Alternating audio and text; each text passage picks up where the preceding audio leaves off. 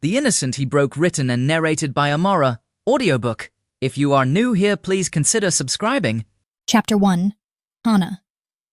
The label on the champagne was a whisper of gold, the vintage worth more than my entire apartment. I poured it with a hand that did not shake, the pale, bubbling liquid a perfect measured stream into the crystal flute. My smile, the one I had spent 10 years perfecting, was just as measured. It was a masterpiece of beautiful, expensive lies. Hina-chan, you have the hands of an artist. Morita-san, a bloated politician with a wandering gaze, murmured beside me. His hand was, predictably, on my knee. You are too kind, Morita-san, I replied, my voice a soft, silken purr. It was the voice of Hina, the top hostess at Kitsune's Kiss, Tokyo's most exclusive, most secret garden of earthly delights. Hina, the untouchable doll.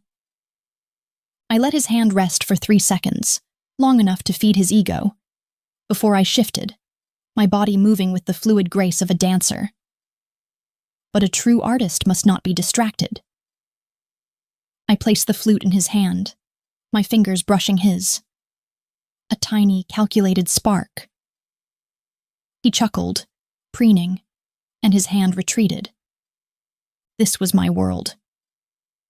A neon-drenched cage of shimmering silks, the air thick with the scent of imported perfume, overpriced whiskey, and the metallic tang of male desperation. The other girls, the butterflies of the kiss, flitted and laughed, their voices a high, bright symphony. I was not a butterfly. I was the spider, sitting in a web of my own design, waiting. I smiled, I poured, I laughed at jokes that weren't funny. And with every glass, every fawning compliment, the cold, hard thing in my chest grew a little colder, a little harder. This place was a means to an end. Every yen I saved, every secret I overheard, was a stepping stone. This smile, this body, this carefully crafted persona of Hina, it was all a weapon I was sharpening for a single purpose, for revenge. And then the air changed. It wasn't a sound, it was a feeling. A sudden crushing drop in atmospheric pressure. The music, a languid, jazzy lounge track, didn't stop, but it seemed to thin. The chorus of fake laughter faltered, dying in 100 throats. I felt the shift on my skin, a cold draft that had nothing to do with the air conditioning. My back was to the entrance, but I didn't need to see. I watched Morita-san's face. The ruddy, self-satisfied flush drained, leaving a pasty, grayish white. His eyes, which had been greedily fixed on my neckline, snapped to the door, wide with a sudden primal fear. "Mama-san," one of the new girls whispered, her voice trembling. I turned my head slowly. My smile was still in place. It was my armor. Mama-san, the iron-willed proprietor of the Kiss, was a dragon in a bespoke kimono. She bowed to no man. But now, she was bowing. Her head was so low it was almost reverent, her entire body a taut line of submission. She was leading a man, or perhaps a force of nature. He was tall, broad, and encased in a suit of such exquisite dark tailoring that it seemed to drink the club's ambient light.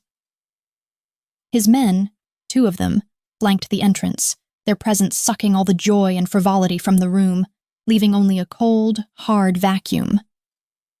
They were statues, but the bulges under their jackets were unmistakable. The man himself walked with a liquid, predatory grace. He was older than the man from my nightmares, but no less terrifying. His black hair was slicked back, revealing harsh, aristocratic features. A sharp jaw, a straight nose, and eyes that were bored, utterly, lethally bored. That boredom was the most dangerous thing in the room. Mama-san stopped at the center of the club, her voice, usually a commanding instrument, now laced with a honeyed deference. "A pleasure, as always, Tanaka-sama. We are honored." My blood didn't just run cold. It stopped. It turned to ice, freezing my veins, stopping my breath, halting my heart in my chest. Tanaka. Mama-san was gliding toward my table. Toward me. Hina, she said, her voice smooth, but I could hear the steel underneath. Do not fail me. Our most important guest has requested you. I stood. The movement was automatic. My limbs felt distant, puppets on a string. I turned. I faced him. 10 years. 10 years I had stared at his face, first in newspapers, then on grainy website photos. The man who, on a whim, on a single test of his power, had signed the order. A red stamp on a piece of paper that had systematically, cruelly, and efficiently annihilated Inoue Textiles. My father's company. My father's life. I remembered the smell of his study, old paper, ink, and whiskey. I remembered the silence of the house. I remembered the thud from the floor above, the sound that had ended my childhood. And the man responsible, the architect of my ruin, was standing 10 feet away. Kenji, the Oni Tanaka, heir to the Tanaka-gumi. He looked at me. His gaze was heavy, a physical weight. It traveled from my immaculately pinned hair, over the curve of my collarbone in the deep blue kimono, down to my waist, and back up. It was not the lecherous, grasping look of men like Morita. It was the cool, detached assessment of a connoisseur examining a piece of art.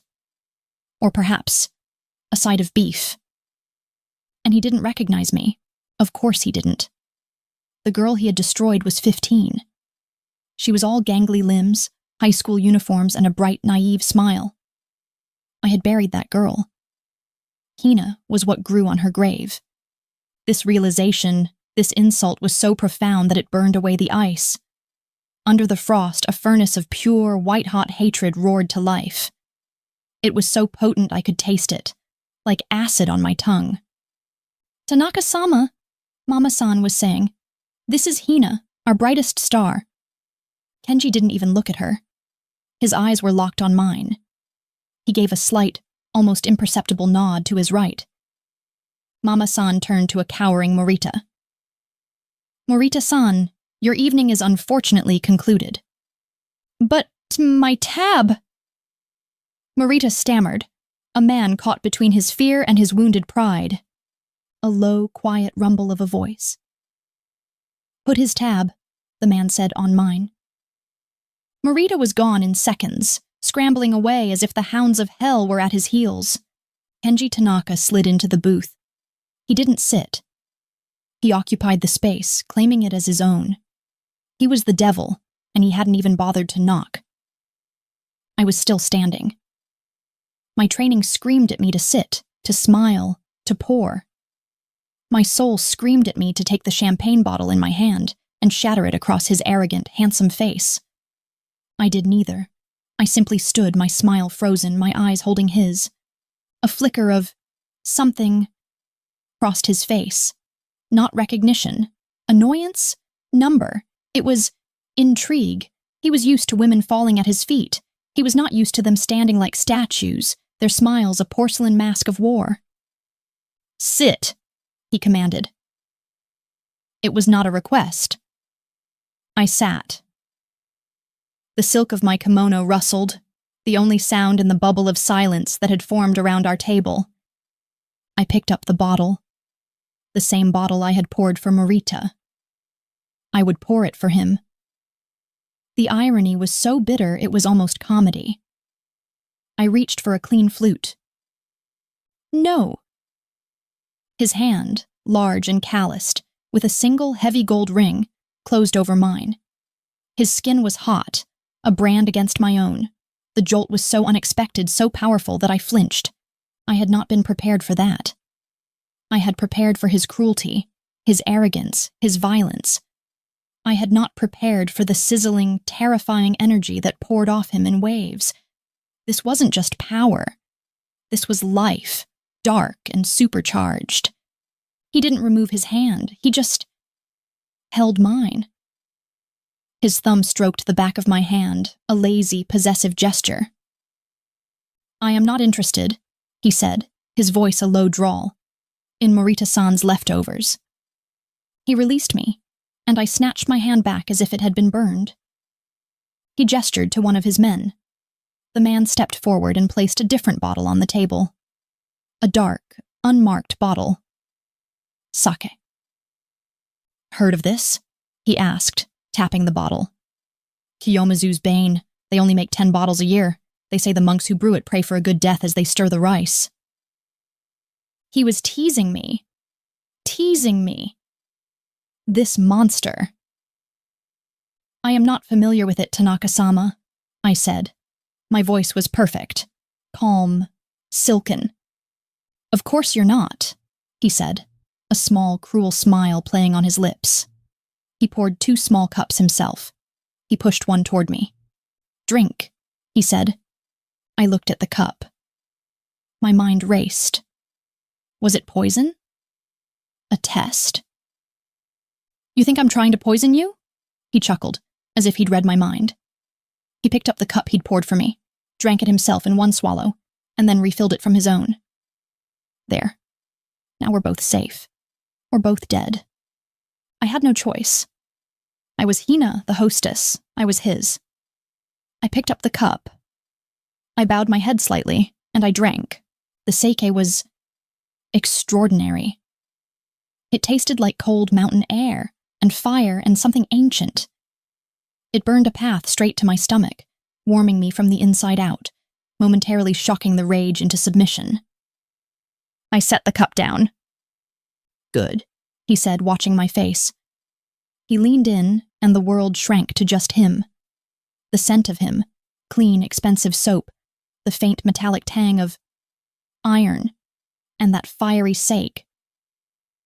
They talk about you, you know, he murmured, his voice dropping so low I had to strain to hear it.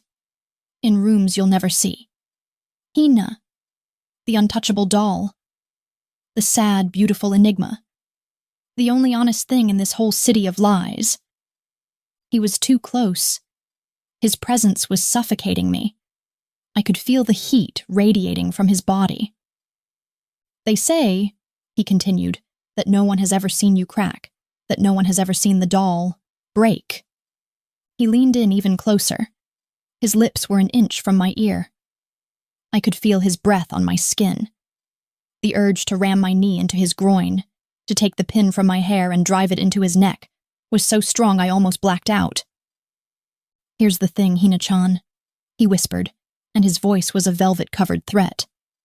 I'm not a man who likes dolls. His eyes met mine, dark and endless. He smiled.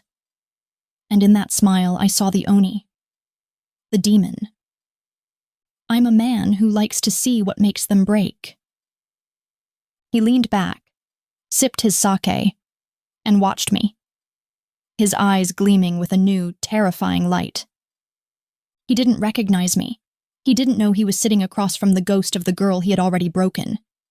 He thought this was a game he was starting. He had no idea. I was the one who was going to finish it. Chapter 2. Kenji. I hated this place. I hated the smell. A cloying, suffocating fog of Chanel number 5 spilled champagne and the faint, coppery tang of desperation. I hated the sound. A symphony of lies, all played in the same high, simpering key. The tinkle of ice in a glass. The rustle of a silk kimono. The forced, brittle laughter of women who were paid to find me charming. They did not find me charming. They found me terrifying. And that, at least, was honest. Your father's wisdom is, as always, beyond reproach, Tanaka-sama, Sasaki drawled, lifting his glass. He was the head of the rival Sasaki-gumi, a snake who fancied himself a dragon, and he was, at this moment, my primary burden. This goodwill meeting was my father's idea. Maintain the peace, Kenji, he had ordered, his voice like gravel. We do not need a war, yet. So here I sat, the Oni, the demon of the Tanaka-gumi, a man who had been trained to break bones before he was trained to shave, making small talk about shipping routes and police patrols. I was a warrior forced to be a diplomat. I would have preferred a sword in my hand. At least a sword didn't lie. My father is a man of tradition, I replied, my voice a bored counterpoint to his oily flattery. I signaled for more whiskey, my fourth. The liquor was overpriced and weak, but it was the only thing dulling the sharp, irritating edge of Sasaki's smile. To tradition, then, he said. I didn't drink. I was scanning the room, my boredom a physical ache. Polished glass. That's what these women were. Beautiful, empty, and designed to shatter. They fawned over Sasaki, giggling at his pathetic jokes, their eyes flicking to me, wide and assessing, trying to gauge if I was the kind of man who would tip well or the kind who would have them thrown in the bay. The answer was, on any given night, both or neither. My gaze drifted, landing on the politician, Morita. A pig. He was a useful pig, but a pig nonetheless. His hands already wandering onto the hostess beside him. Standard, boring. But then, I saw her. She wasn't one of the butterflies, flitting and desperate. She was still. She was serving the pig, but her grace wasn't fawning.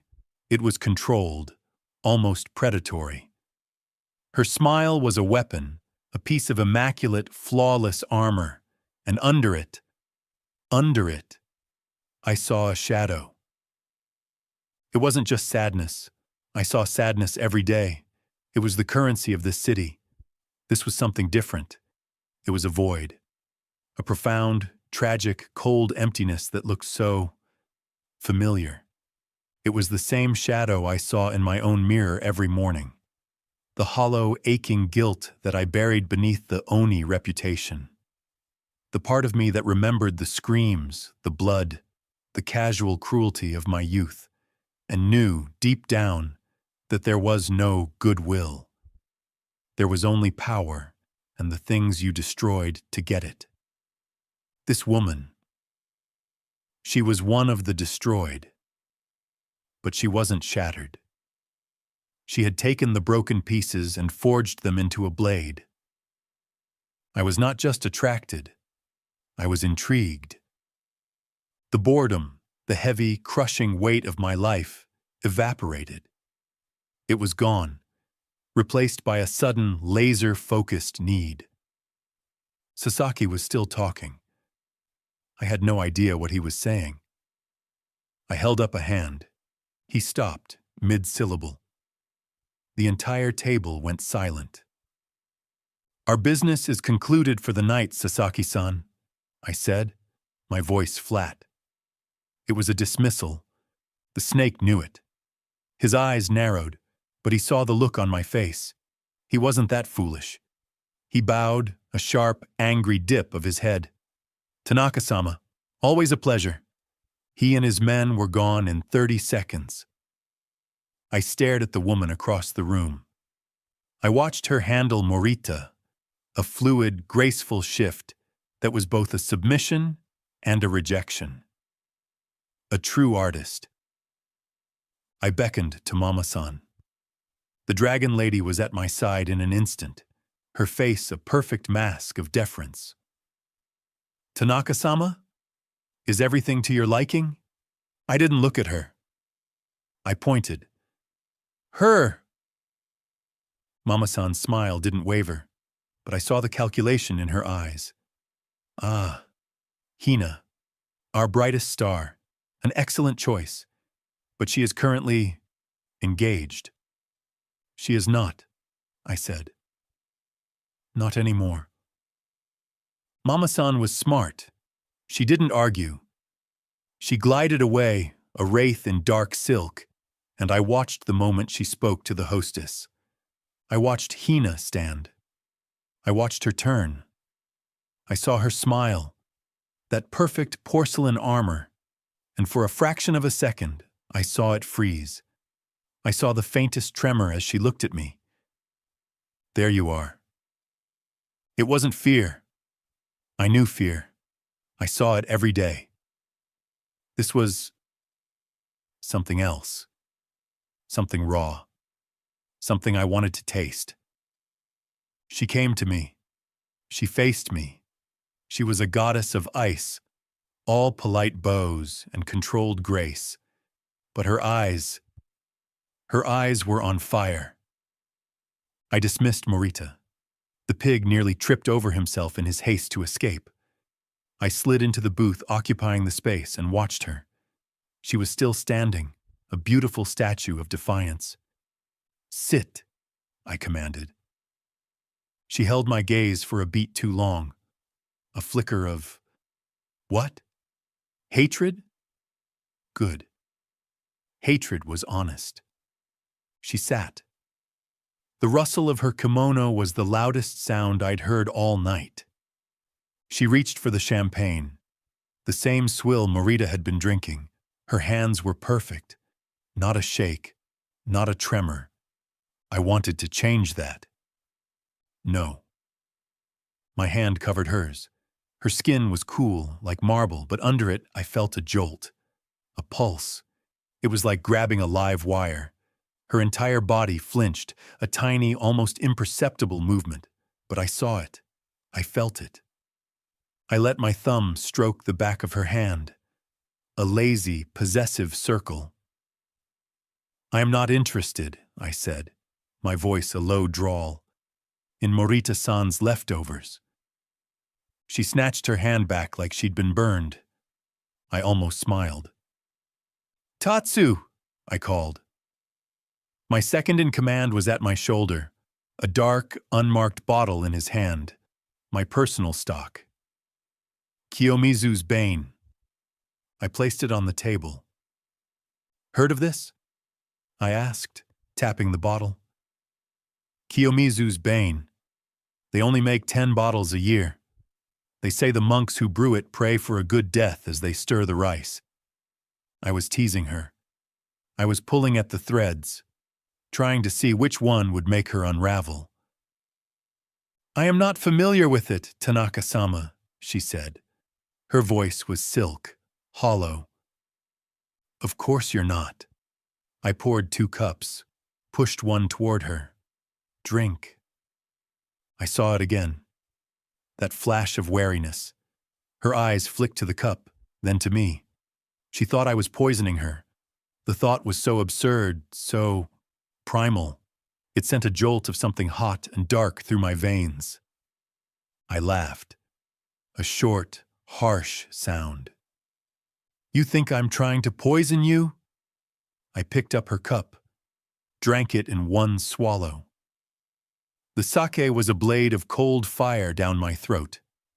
I refilled the cup from my own and pushed it back to her. "There. Now we're both safe. Or both dead." She watched me. Her eyes were a deep, dark, endless ocean. I wanted to drown in them. She picked up the cup. She drank. She didn't cough. She didn't waver. She just absorbed it. "Good," I said, my voice rough. I leaned in. The scent of her hit me. It wasn't the cloying perfume of the club. It was something clean, like jasmine, and steel. "They talk about you, you know," I murmured, my voice dropping. The club had faded away. There was only this table, only her. In rooms you'll never see. Hina, the untouchable doll, the sad, beautiful enigma, the only honest thing in this whole city of lies. I was too close. I knew it. I didn't care. I could feel the heat rolling off her skin. Or maybe it was mine. "They say," I continued, "that no one has ever seen you crack. That no one has ever seen the doll break." I leaned closer, my lips brushing the shell of her ear. I felt her shiver, a full-body tremor that she tried to suppress. I smiled. "Got you." "Here's the thing, Hina-chan," I whispered, and I let the velvet drop from my voice, letting the threat underneath come through. I'm not a man who likes dolls. Her eyes met mine. Dark, endless, furious. I'm a man who likes to see what makes them break. I leaned back, sipping my sake. I had expected fear. I had expected her to be impressed. I had expected something fawning. I got her, just watching me. Her beautiful face a mask, her eyes a raging inferno. She wasn't afraid, she was angry.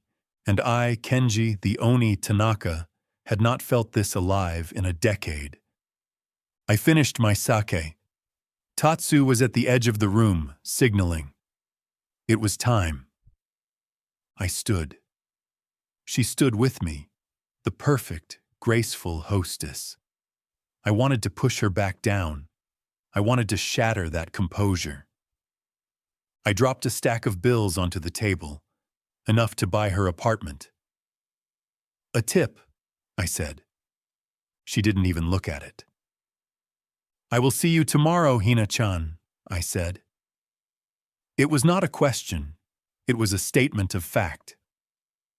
She just smiled. That cold, perfect porcelain smile. As you wish, Tanaka-sama. I walked out of the club, the heavy, perfumed air giving way to the cool Tokyo night. The adrenaline was still pumping, a hot, heavy pulse in my veins. I climbed into the back of my armored Lexus. Tatsu sat in the passenger seat. The meeting with Sasaki? Tatsu asked. He's a snake, I said, staring out the window, the neon signs a blur. But I wasn't seeing them. I was seeing her eyes. Sir? The hostess. Hina. Tatsu turned, his brow furrowed. He was my second, my shadow, the only man I trusted. He knew me. He knew I never mixed business with this. Buy out her night, I ordered, my voice quiet. Buy out her week. I don't care what it costs. Tatsu's eyes widened. Sir, is that wise? To show such interest? Do it. Yes, sir. He turned back, but I wasn't finished. And Tatsu? Sir? Find out everything. Her real name, where she's from, what put that shadow in her eyes. I want to know what she ate for breakfast this morning. Tatsu was silent for a long moment. A woman like that. Secrets are all she has. She could be dangerous. I don't like secrets, I growled, the image of her face burning in my mind. Unless they're mine. I leaned my head back against the leather. I needed to know. I needed to understand what or who had put that tragic fire in her eyes. And then, I needed to own it. Chapter 3. Hana. My apartment was a single, Spartan room. One tatami mat for sleeping, a small hot plate, a tiny cracked mirror. It was a monk's cell, a place of quiet focus and deprivation. It was my sanctuary. And Kenji Tanaka had, without ever setting foot inside, desecrated it. His gifts covered the floor. They were not just gifts, they were an invasion, an occupation. The sterile, quiet air of my room was now choked with the opulent, suffocating scent of new leather, expensive perfume, and French-milled soap. A cascade of silk, a dress the color of a fresh bruise, was draped over my sleeping mat. Beside it, a handbag in buttery soft calfskin, its gold clasp gleaming like a predatory eye. There were shoes that had clearly been chosen to look delicate but felt as heavy as shackles. There were cosmetics, perfumes, lotions, an entire arsenal designed to paint the doll he wanted. And then there was the box. It was velvet, the color of dried blood. Inside, nestled on a bed of white satin, was a string of black pearls. They were enormous, perfectly round, and impossibly lustrous, glowing with a cold, malevolent light. They were the most beautiful, most hideous things I had ever seen. I touched one. It was cool, smooth, and heavy. The weight was a promise, a down payment. This was the price of a soul. I picked up the necklace. It felt like a collar. My collar. These were not gifts. They were blood money. They were the spoils of a war he'd won 10 years ago. A war I hadn't even known was being fought until the day my father died. My phone buzzed on the floor, a vicious, angry sound in the silence. It vibrated against the hardwood, next to a box of Belgian chocolates I would never eat. I already knew who it was. I let it buzz a second time before answering. "Hina!" Mama-san's voice. Not her honeyed club voice, but the flat iron tone she used for business. "Mama-san." Tanaka-sama's assistant has been in contact. "You are to be compensated for your time." A delicate pause. "He has bought out your month, Hina, exclusively. The sum he has deposited into the club's account is profound." My hand tightened on the pearls, their perfect, smooth surfaces biting into my palm. A month, not a night, not a week. A month. He was putting me in a cage and sliding the bolt. "You are to be at his disposal," Mama-san continued, and I could hear the untold part. "Or else. You will not come to the club. You will not see other clients. You are, for all intents and purposes, his. A car will be at your apartment in 1 hour to take you to a fitting. He has sent clothes, but he requires a formal gown for an event tonight." An event. My heart slammed against my ribs, a trapped bird. This was moving too fast. "Do you understand me, Hina?" "I understand," I said, my voice a hollow echo of my own. "Good. Do not disappoint him. Do not disappoint me. You are representing the kiss. This is the kind of arrangement that sets a girl up for life. Or ends it, I thought." The line clicked dead. I stared at the phone, trapped. I was utterly, completely trapped. He had bought my time. He owned me. The man who had taken everything was now, with a casual flick of his wrist, claiming the last hollow shell of what was left. And he was doing it all without even knowing who I was. The insult of it, the arrogance, was a physical blow. The rage that had been simmering since last night, the cold, hard, white-hot furnace in my chest exploded. It burned away the fear. It incinerated the panic. All my life I had been a pawn, Inoue Kenshin's daughter, the ruined orphan, the pretty new hostess. And now Kenji Tanaka's new toy. No more. I stood, the pearls still clutched in my fist. I walked to the wall, to the only thing I owned that had value. It was a single faded photograph, taped to the paint-chipped wall above my hot plate. My father. He was younger, his hair still black, his smile easy and real. We were at a park. I was on his shoulders, my face a mess of ice cream and joy. I was 8. I was alive. He was alive. I looked at his face, at the kind, gentle eyes that had once looked at me with such pride, the eyes that had been so empty and broken in those last few weeks. The memory, the one I kept locked away, the one I polished like a weapon, flooded me. The smell of his study, old paper, stale whiskey, ink. I was 15. I crept in, bringing him tea he wouldn't drink. He was at his desk, but he wasn't working. He was just staring. The bankruptcy papers were spread out before him, a sea of white. And one sheet at the very top, bearing a red stamp, the Tanaka-gumi logo, an Oni's head. "It's just business, Hana-chan," he had whispered, his voice a rasp. "A game for monsters." I didn't understand. I told him it would be okay. I told him we could start over. He had turned to me, and his eyes were gone. He wasn't there anymore. "You can't start over," he'd said, "when they take the ground from beneath your feet." The next morning I woke to silence. A heavy, terrible, absolute silence. And then from the study above my room, the thud. The sound of a chair tipping over. The sound that had split my life in two. I closed my eyes. The rage was now cold. It was a diamond.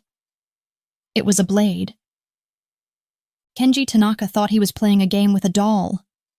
He thought he could buy me, dress me, break me. He had no idea. He didn't just give me gifts. He didn't just buy my time. He gave me access. He, the monster of my nightmares, had unlocked his own front door and invited me in. He didn't recognize me. He didn't know the ghost of Kenshin Inoue was now, finally, standing in his house. I opened my hand. The pearls were warm from my grip. This was the new plan.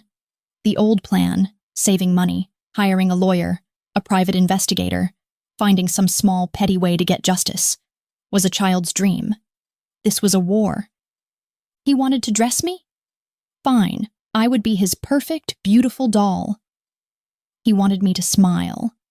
I would smile and he would see his own reflection in my eyes. He wanted me to drink with him.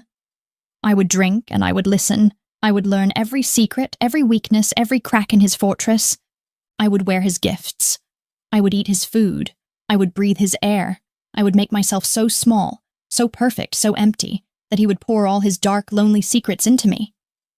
And when I was full, when I had the one piece of information I needed, the one leverage point, the one weakness, I would not just ruin him, I would not just take his company, I would burn his entire world to the ground, just as he had done to me.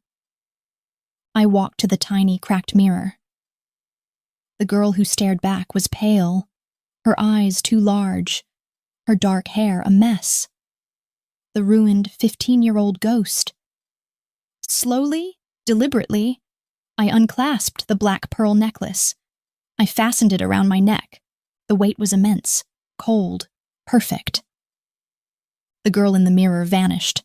The pearls covered the hollow of my throat. They gleamed against my skin. They were a collar. They were armor. The broken, tear-stained girl was gone. In her place stood Hina.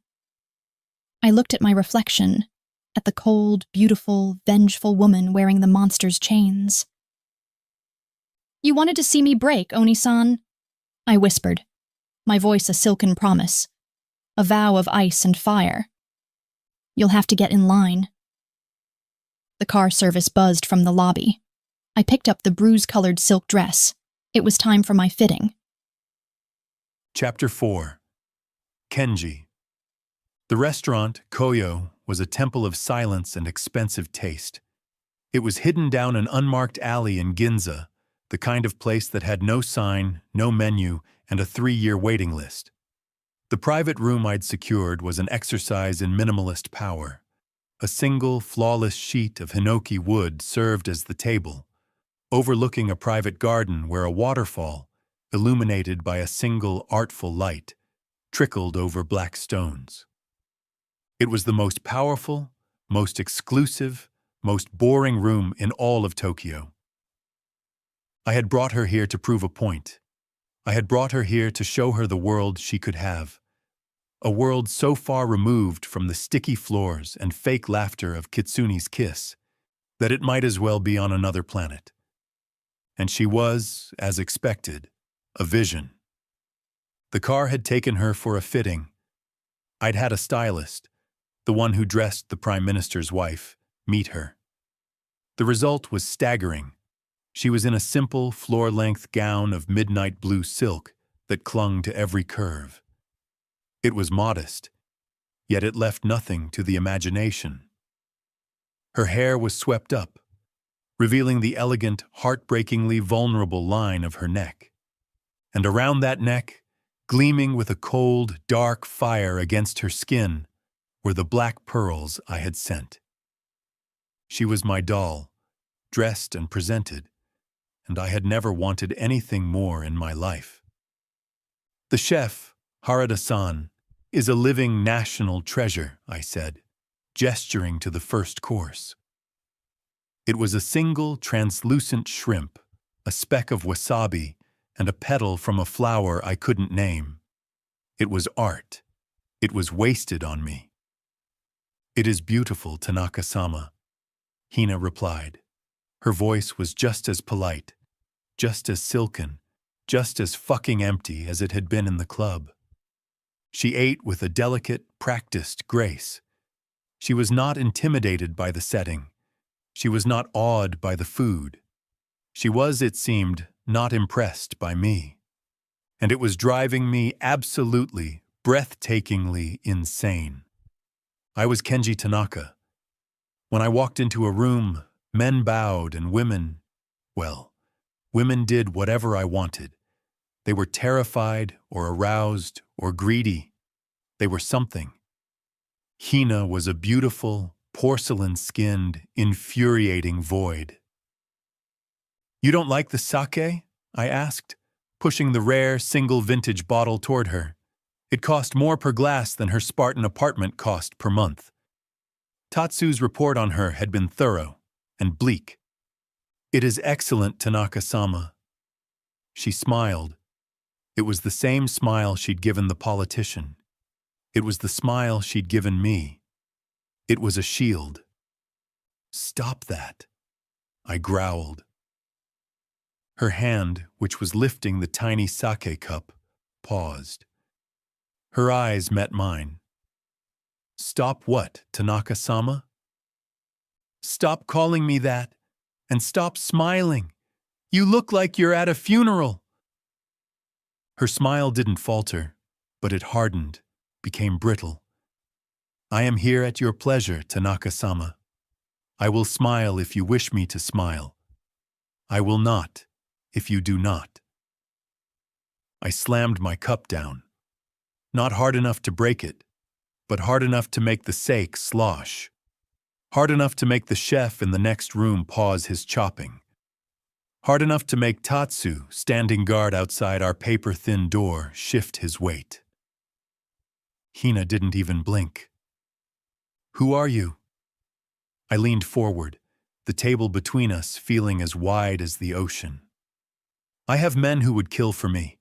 I have rivals who would kill to be me.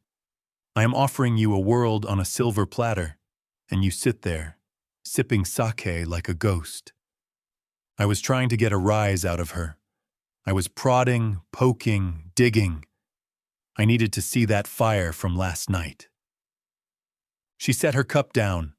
Her movements were serene, controlled. "I am Hina, Tanaka-sama, a hostess, and you are my client, a very generous one." A client. I almost laughed. The word was a joke. "I am not your client. I own your month. I own that dress. I own those pearls. I own you." The words hung in the air, unspoken. Her eyes dropped to her hands, folded in her lap.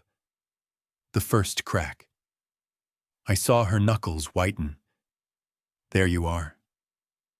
"I am grateful for your generosity," she whispered. But I had pushed too hard. The fire was gone, replaced by that armor of submission. I had failed. I had become just another brute. Another man who thought he could buy his way through her walls. I sighed, leaning back. The anger and frustration drained out of me, leaving the familiar hollow ache, the boredom, the loneliness.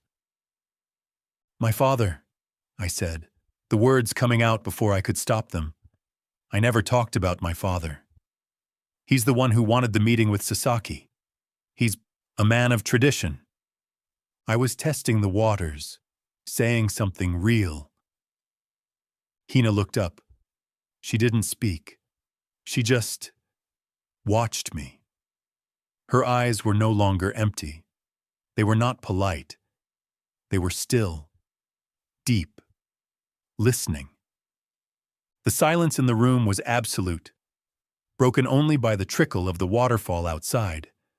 Her silence was a vacuum, and I, fool that I was, felt the sudden, desperate need to fill it. He still believes in the old ways, I found myself saying. I picked up my sake cup, staring into its depths. He believes in honor, in goodwill. I snorted, a harsh, ugly sound. There is no goodwill in our world. There is only what you can take and what you can hold. He thinks I'm too brutal, too fast. I was confessing to her, a hostess I'd known for 24 hours. He gave me the name Oni. Did you know that? When I was 17, my first job. He said I was a demon, that I had no heart.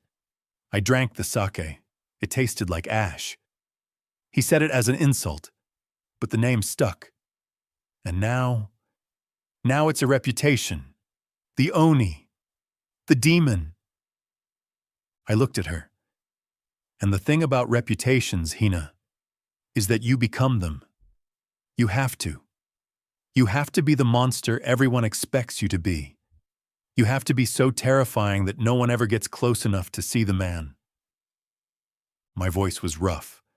I had never told Tatsu this. I had never told anyone this. This was a truth I kept locked in my own chest, a truth that ate me alive from the inside out.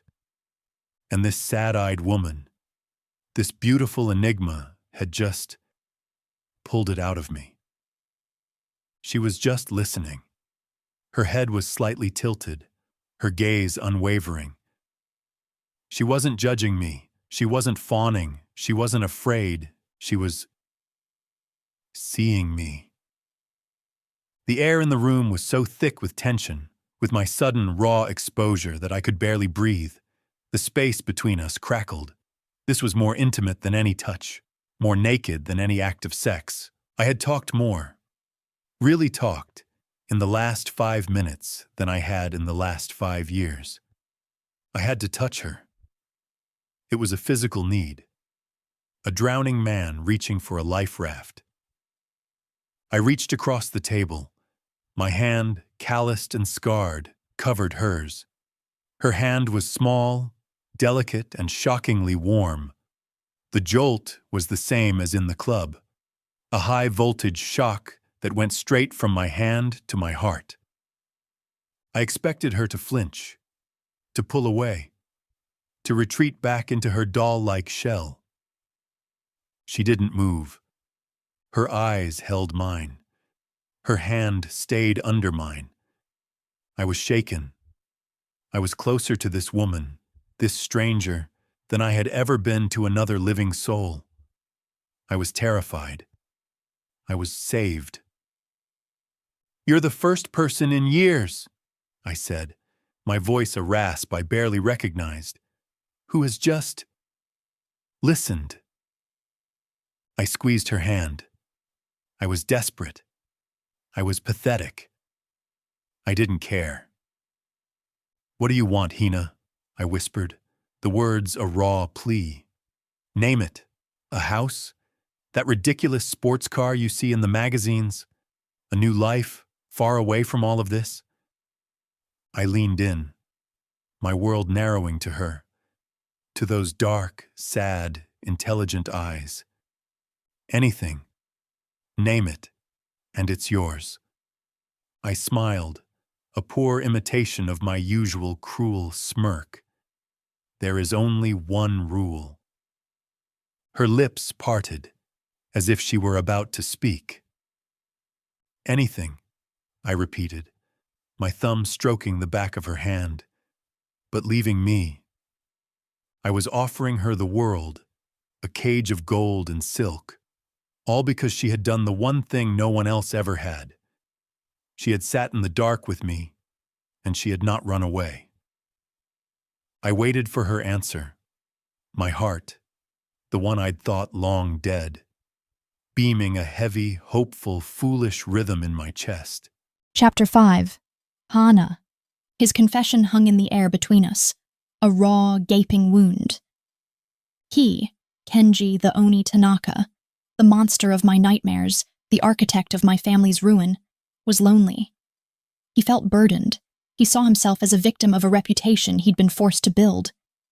The irony was so bitter, so profoundly acidic, that it nearly made me choke. I wanted to laugh. I wanted to scream. I wanted to stand on the flawless hinoki table, point at his handsome haunted face, and shriek, "You don't know what a real burden is. You don't know what it is to be haunted. You don't know what it is to scrub floors, to bow and scrape, to sell your smile, your time, yourself, piece by agonizing piece just to have a roof over your head. You don't know what it is to go to bed hungry, the sound of your father's body hitting the floor echoing in your memory." He was confessing to the ghost he had created, and he didn't even see it. But as I sat there, his large, warm hand still covering mine, his thumb stroking my skin in a lazy, proprietary circle, a different emotion rose up, thick and poisonous in my throat. Pity. I felt a sudden, sharp, unwelcome lurch of it.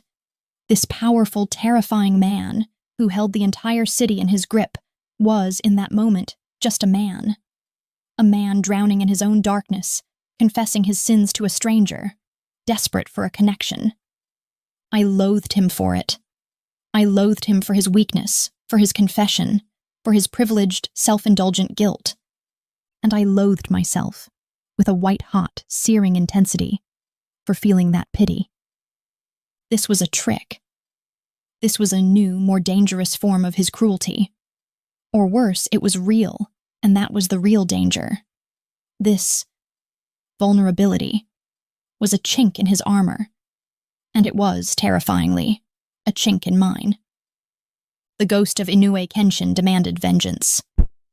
The woman, Hina, who had been starved of human warmth for a decade, felt a treacherous, pathetic pull toward the fire. I had to crush it. I had to use it.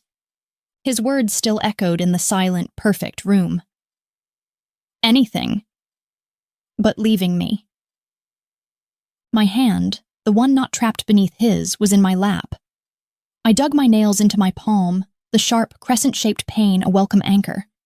It was the pain of this world, the real world, not the false, intimate bubble he was trying to create. I was Hina, the doll, the listener. I slowly, deliberately turned my hand under his. I didn't pull away. I linked my fingers with his. It was the most disgusting, calculated, and effective thing I had ever done. He flinched, just slightly, as if he'd been shocked.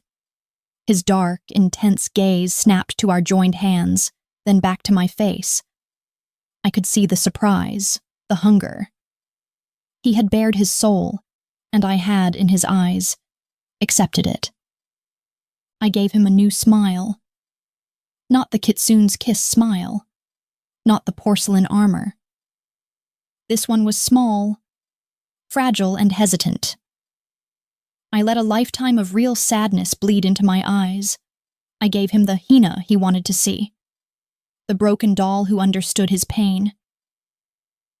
"Tanaka-sama," I whispered, my voice intentionally trembling. "Kenji," he corrected, his voice rough. His grip on my hand tightened. "Call me Kenji." My skin crawled. Kenji. The name was a curse on my tongue. "Kenji-san," I demurred, a perfect compromise of intimacy and respect. I looked down at our hands. You carry so much. I had no idea." He watched me, his expression unreadable, but his thumb was stroking my pulse point. Tap, tap, tap. Like he was counting my heartbeats. "It must be so difficult," I continued, my voice the barest breath. "To be the Oni, to have everyone expect you to be a monster, but you are not. Liar. Liar. Liar. I see that now." "Do you?" he asked, his voice low.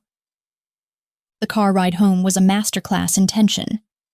He sat so close to me in the cavernous, leather-scented darkness of his armored Lexus that his thigh was a line of solid, non-negotiable heat against my own. Tatsu was in the front passenger seat, a silent granite statue. There was a thick, bulletproof glass partition between us and the driver, sealing us in. A cage. "My father is a man of tradition," he said, picking up his thread from the restaurant, as if our hands had never touched, as if he hadn't just peeled himself open for me. He was testing me, seeing if I would hold his secrets. "Tradition can be a heavier burden than a sword," I offered. He turned his head in the darkness. I could only see the sharp silhouette of his jaw, the gleam of his eye. He was impressed. "You're not like them," he murmured. "The other girls. Their minds are empty. All they see is the money." "They see what you show them," I said, bold.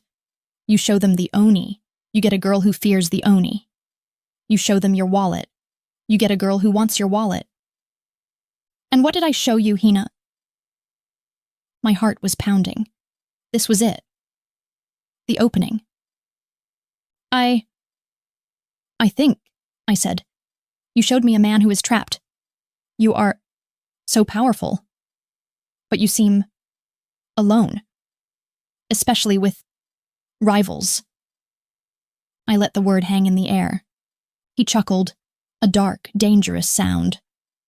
Rivals. That's a polite word for them. "Like Sasaki-san?" I whispered, as if the name itself were a danger. I watched his profile. His jaw tightened. Bingo. "Sasaki is a snake," Kenji growled. "A venomless one. He thinks he's a dragon, but he's just a lizard, puffing up his throat. He's an irritation, a problem that needs solving." He frightens you?" I asked, playing the perfect, naive doll. He turned to me, and his smile in the darkness was all teeth. It was the Oni. It was the most terrifying, most attractive thing I had ever seen. My body, that great stupid traitor, responded with a jolt that had nothing to of with fear. "Frighten me?" he scoffed. "Hina, a man like Sasaki doesn't frighten me. He bores me, but his boredom is about to end, and so is he." He was boasting. To me. "How?" I breathed, my eyes wide. "He is so established." Kenji leaned in. His scent, that iron and sake smell, mixed with expensive cologne, was intoxicating. It was the scent of power. It was the scent of my enemy. "Because he's an idiot," he whispered, his lips near my ear. "He moves in the light. He thinks he's a politician. I move in the shadows.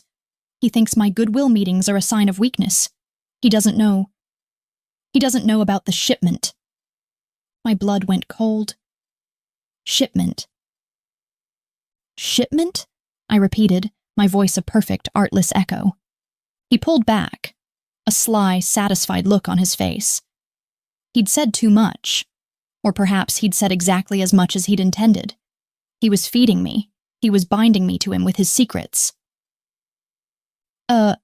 Consolidation," he said, waving his hand dismissively. "A new arrangement at the port. Let's just say Sasaki's traditions are about to be modernized, and I will be the one to do it. The port. A shipment. A move against Sasaki." I had it. I had the knife. I had the time and the place. My mind was racing, the pieces clicking together so fast I was dizzy. The car slowed. We were outside my building. The sight of the cheap, peeling paint, the flickering neon sign of the ramen shop downstairs, was a violent shock after the opulence I'd been swimming in. The driver opened the door. Kenji got out, and then turned, holding his hand out for me. I placed my hand in his.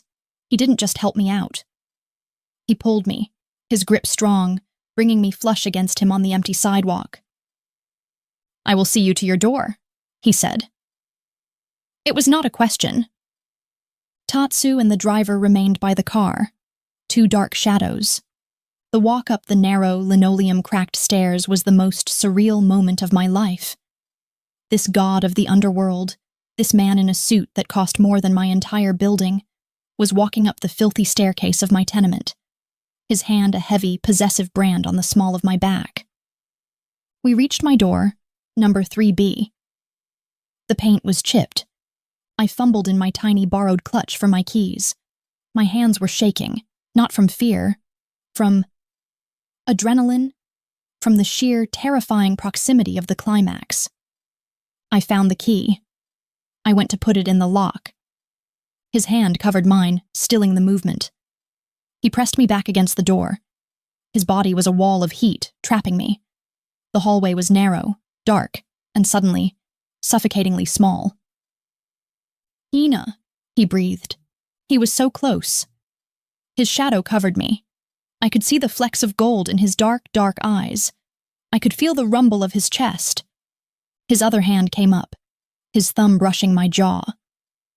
His touch was rough, calloused, and it sent a jolt of pure, unadulterated fire through my veins. I should have flinched. I should have kneed him. I should have jammed my key into his eye. I didn't move. I just stared. My body was a traitor. It was alive.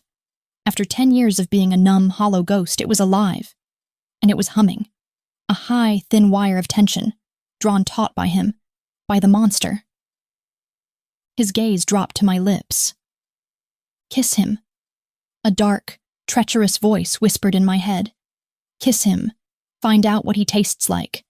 See if he tastes like the poison he is." "Kill him!" my father's ghost screamed. "He is the Oni! He is death!" He leaned in. I could feel his breath hot and smelling of sake. My eyes fluttered shut. My lips parted. I hated him. I hated him. I hated him. And God help me, I wanted him. His lips brushed mine. A ghost of a kiss. A promise, a threat. And then he was gone. He pulled back. The loss of his heat was a physical blow. He was still holding my hand, still pinning it to the door. He looked at me. A long, searching look. He was memorizing my face. He was seeing the conflict. He was savoring it. "I will see you tomorrow, Hina-chan," he said, his voice a possessive, velvet growl. He released my hand. He turned and walked down the hall, his footsteps silent. I didn't breathe until I heard the heavy thud of the Lexus doors closing. I slid down my own door, my legs giving out. I was shaking so hard I could barely get the key in the lock. I stumbled inside, into my dark, empty room. The gifts were still there. The pearls were on my dresser. I ripped the midnight blue gown off, tearing the delicate silk. I didn't care. I stood in the center of my room, in the cheap, thin cotton slip I'd worn beneath. I was shaking. But not with fear. With power. He thought he was the master. He thought he was the one pulling the strings. He thought he had bought me, seduced me, confessed to me. He didn't know he was the doll. I walked to my hot plate and pulled the faded photograph of my father off the wall. "I have it, Otu-san," I whispered to his smiling face. "I have the way." The port, the shipment, Sasaki, the game was on. And I was finally ready to play. Chapter 6. Kenji. My office was a cage of glass and steel, suspended 40 floors above the Tokyo sprawl. From here, I was a god. I could watch the city's arteries pulse with light, watch the storms roll in from the bay, watch the chaos of the world reduced to a silent, elegant map. It was my sanctuary. It was sterile. It was, for the first time in a decade, utterly, painfully boring. I stared at the data on my screen. Shipping manifests, profit margins, surveillance reports on Sasaki's operations. It was the architecture of my empire, and it all felt like Nothing. I couldn't get her out of my head. Her scent, that impossible mix of jasmine and steel, the feel of her small, warm hand, not flinching from mine. The way she'd looked at me, her eyes a deep, dark ocean of sorrow. I had bared a piece of my soul to her. A hostess. A woman I'd known for less than 48 hours. Was I losing my mind? I'd spent the last 20 years building the Oni, a creature of absolute control, devoid of weakness. And this woman, this sad-eyed doll, had walked in and with a few whispered words and a steady gaze, found the one crack in my armor. She hadn't just found it, she had wedged her fingers into it. I was restless. I was agitated. I was thinking about what she would wear tonight. I was thinking about the exact shade of her lips. I was thinking about that moment in the hallway when she had looked up at me, her lips parted, and I had felt knock, knock. 2 sharp, precise raps. "Enter," I barked. The door slid open. Tatsu entered, my shadow, my second in command. He was a man carved from granite, his loyalty absolute, his face an unreadable mask. He held a single thin file. "The information you requested, Tanaka-sama," he said. He placed the file on my black onyx desk. "That was fast," I noted. "She is not a difficult person to trace, sir. She lives a quiet life." I grunted, leaning back in my chair. "So, who is she? What put that shadow in her eyes? A bad debt? An abusive ex-boyfriend?" "Not exactly, sir." Tatsu's voice had a note in it I'd never heard before. Hesitation. I straightened. I opened the file. The first page was a photograph. Hina, the hostess. Her club ID photo. That perfect, cold, beautiful smile. The second page. A different woman. She was younger, 15, maybe 16. A school uniform, her hair in a simple ponytail. She was bright-eyed, her smile wide, innocent, and unburdened. It was a face so full of life it was almost painful to look at. It was, unmistakably, her. I looked at the text on the page. Name, Hana Inoue. Age, 28. Family, none. Known associates, Mama-san, proprietor, Kitsune's Kiss. Various club clientele, Inoue. The name meant nothing to me. I kept reading. Place of birth, Tokyo. Education, Kichijoji Daiichi High School. Dropped out, final year. Residence, 1 Chome, Suganami, a tenement building. Financials, 1 bank account. Minimal savings, no debt. Father, Kenshin Inoue. Mother, Akari Inoue. Deceased, Kenshin Inoue. My hand, the one resting on the file, suddenly felt cold. The name was a ghost, a whisper from a locked room deep in my memory. "Tatsu," I said, my voice dangerously quiet. "Kenshin Inoue." "Yes, sir." He was the owner of Inoue Textiles. Inoue Textiles. The bottom dropped out of my stomach. The sterile, quiet office, the city lights below. It all dissolved. I was 17 again. I'm in my father's office. The room is dark, smelling of old tatami and stale cigar smoke. He throws a file on the desk in front of me, thinner than the one I'm holding now. "A test," my father says, his voice a gravelly rumble. "Inoue Textiles. They have refused our protection. An insult." I look at the file. A small, insignificant company. A nobody. "What do you want me to do?" I ask. I'm 17. I'm immortal. I'm bored. My father smiles. It is not a pleasant expression. I want you to make an example, he says. Crush them, their supply lines, their credit, their reputation. I want you to take the ground from beneath their feet. Leave nothing. He looks at me, his eyes cold and assessing. Show me you are not just my son. Show me you are an Oni. I had. It was my first job, my masterpiece. I hadn't used a single bullet or even a fist. I'd used the pen. I'd called in markers, threatened suppliers, flooded the market with cheap knockoffs, and, in a final brutal stroke, bought up their debt and called it in, all at once. It took me 6 weeks. Inoue Textiles was bankrupt. Kenshin Inoue. What happened to the father? I asked Tatsu, my voice a rasp. I already knew. Tatsu looked at a point on the wall just over my shoulder. Deceased. Suicide. 10 years ago, the same week his company was formally dissolved. The thud of a chair tipping over. I looked down at the file, at the 2 photographs, side by side. The bright-eyed, innocent girl, full of life. The cold, beautiful hostess, full of shadows. Hana Inoue, Kenshin Inoue's daughter.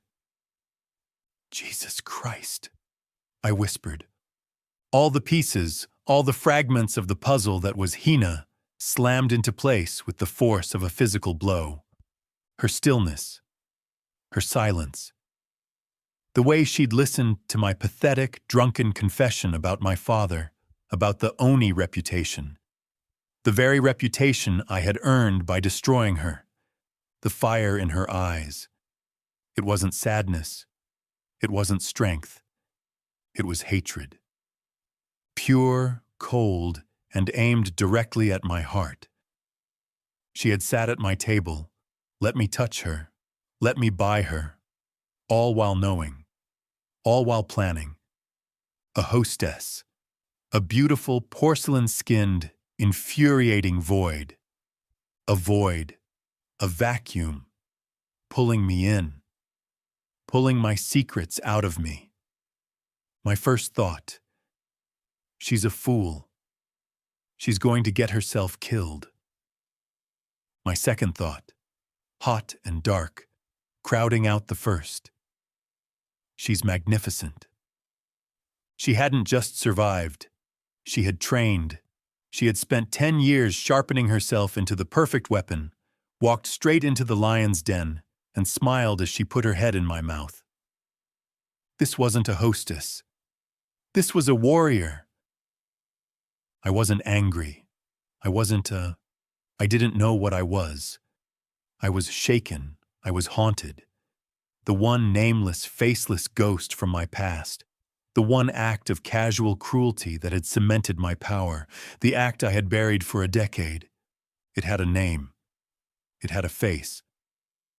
And she was the one woman I couldn't get out of my head. Tatsu, I said. Sir. She knows who I am. It was not a question. It would seem so, sir. And she's playing a game. I stood up. I walked to the window, staring down at the city, at my city. This changed everything.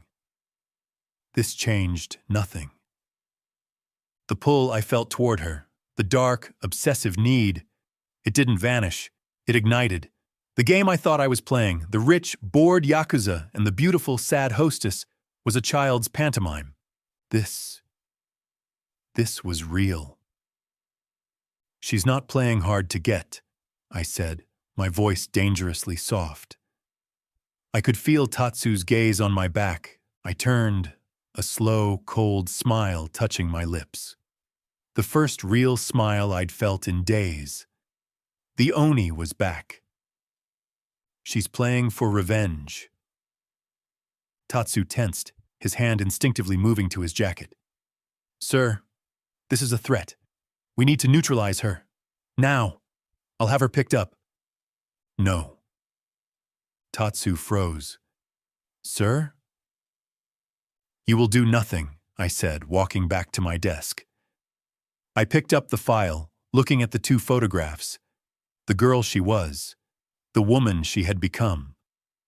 This doesn't change my plans, Tatsu. It only focuses them. I closed the file. Cancel my meeting with the Sasaki-gumi tomorrow night. Sir? But the shipment. I don't give a shit about the shipment. Not right now. I looked up, my eyes meeting his. He saw the new fire in my gaze. He saw the obsession, and for the first time in his life, my old friend looked afraid. I'm taking Hana-chan on another date. Chapter 7. Hana. The hotel ballroom was a constellation of glittering, lethal stars. Hundreds of them, the most powerful and dangerous men in Tokyo, all encased in bespoke suits, their women dripping in jewels that had been bought with blood, blackmail, and extortion. The air was thick with the scent of expensive French perfume, Cuban cigar smoke, and the untold, unspoken violence that simmered just beneath the surface.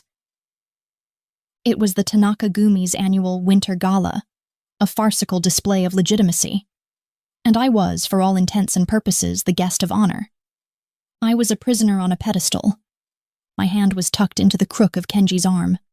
I was not holding on to him. He was tethering me. His grip was light, almost casual. But I had felt its true strength.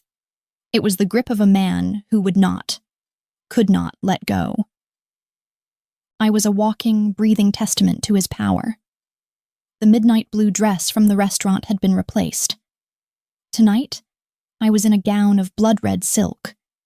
So perfectly tailored it felt like a second skin.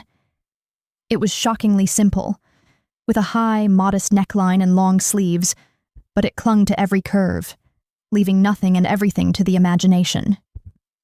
And around my neck, a heavy, cold circle of ownership, were the black pearls. He had fastened them himself in his penthouse suite, a sterile, glass-walled apartment that overlooked the entire city, before we'd left. My back had been to him, and I'd watched in the mirror as his large, scarred hands had fumbled, just slightly, with the delicate, diamond-encrusted clasp. His knuckles had brushed the bare skin of my nape. I had not flinched.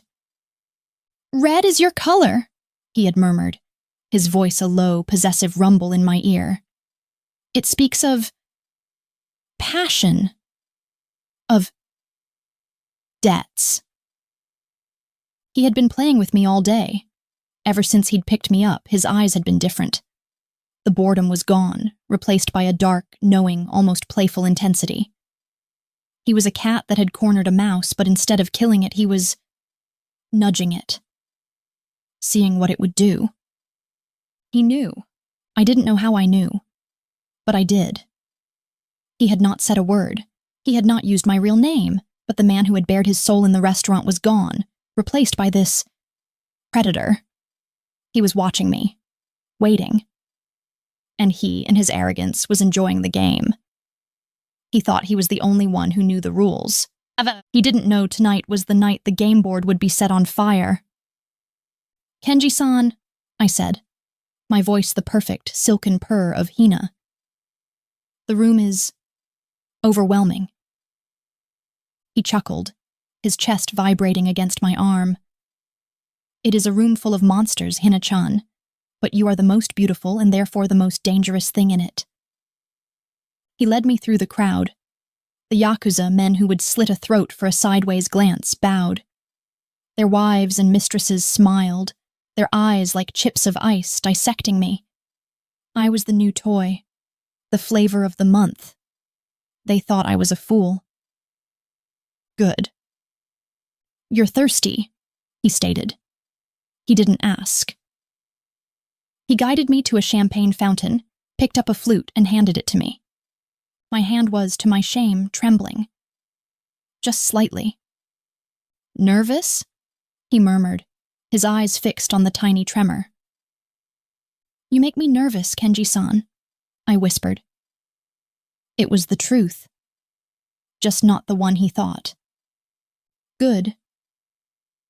My clutch, a tiny beaded thing that matched the dress, felt like it weighed 1,000 pounds. Inside it was a lipstick, a lace handkerchief, and a slim black burner phone. The port, the shipment, Sasaki. He had fed me the pieces. I had spent the last 24 hours, in the lonely, terrified hours of the morning, putting them together. I'd made one call to an old friend of my father's, a man who owed him a debt and who now worked, begrudgingly, in customs. I had confirmed the time. The shipment was tonight, 10 p.m., a consolidation of medical supplies. It was 9:45 p.m. Excuse me, Kenji-san, I said, placing a hand on his chest. His suit was wool, so finely woven it felt like silk. Beneath it, his body was solid, hot, and tense. I must freshen up. His dark, knowing eyes held mine. That playful, cruel smile touched his lips. He was wondering if I would try to run. Do not be long, he said. He captured my hand, lifted it to his lips, and kissed my knuckles. A public, possessive, searing brand. I find I am lost. Without you. The crowd saw. The crowd whispered. I was his. I turned, and with a measured, calm grace I did not feel, I walked toward the ladies' lounge. I did not run. I did not look back. I could feel his gaze on me, a physical weight on my back, with every step. The lounge was an oasis of marble and white silk. It was, for a miracle, empty. My reflection in the mirror was a stranger, a beautiful, scarlet-clad ghost. The pearls were a noose. My face was pale, my eyes too large, burning with a feverish intensity. You can do this, I whispered to the woman in the mirror. You must do this. My hands were shaking so hard I could barely open the clutch. The burner phone felt cold, slick, and evil. This was the point of no return. This was not just about sabotage. This was a double cross. My tip wasn't going to the real police. That was too simple, too clean. No, I had spent the last of my savings finding the name of a customs official I knew from whispers at the Kiss was on the Sasaki-gumi's payroll. I wasn't just sinking Kenji's ship. I was going to make it look like his rival. Sasaki had given the order. I was sending the tip to Sasaki's man, framing it as an anonymous warning. The official would alert Sasaki, who would panic, thinking he'd been caught. Or better, he'd alert the Metropolitan Police, trying to set Kenji up, not realizing the bust would expose his own corrupt official. Either way, the shipment would be seized. The police would be involved. And Kenji would rightly blame Sasaki. It wasn't just revenge, it was a war. I was lighting the fuse that would burn both their houses down. My fingers, clumsy with adrenaline, typed the message. T-Gumi shipment, Pier 7, 10 p.m., Docking Bay 4, medical supplies, T-Gumi insider. The last part was the poison. The insider tip would make both sides tear their own organizations apart, looking for a traitor who didn't exist. My thumb hovered over the send button. Thud. The sound from my father's study, the smell of whiskey and ink. This is for you, Otu-san. I pressed send. A small whoosh. The message was gone. I immediately powered the phone down, opened the back, and snapped the SIM card in half. I dropped the pieces and the phone into the lady's sanitary disposal bin. The evidence was gone. It was done. I stood. My legs felt weak. I was giddy. I was nauseated. I had just declared war on the entire Tokyo underworld. I reapplied my lipstick. My hand was perfectly steady. The walk back was a dream. The music was louder, the lights brighter. I was floating. I saw Kenji standing exactly where I had left him, a dark, brooding god in the center of the room. He was watching me. He had not stopped watching me. As I approached, that cold, playful smile returned. He was holding a new glass of champagne for me. "You returned," he murmured, his voice a low tease. "You knew I would," I replied, my voice just as light.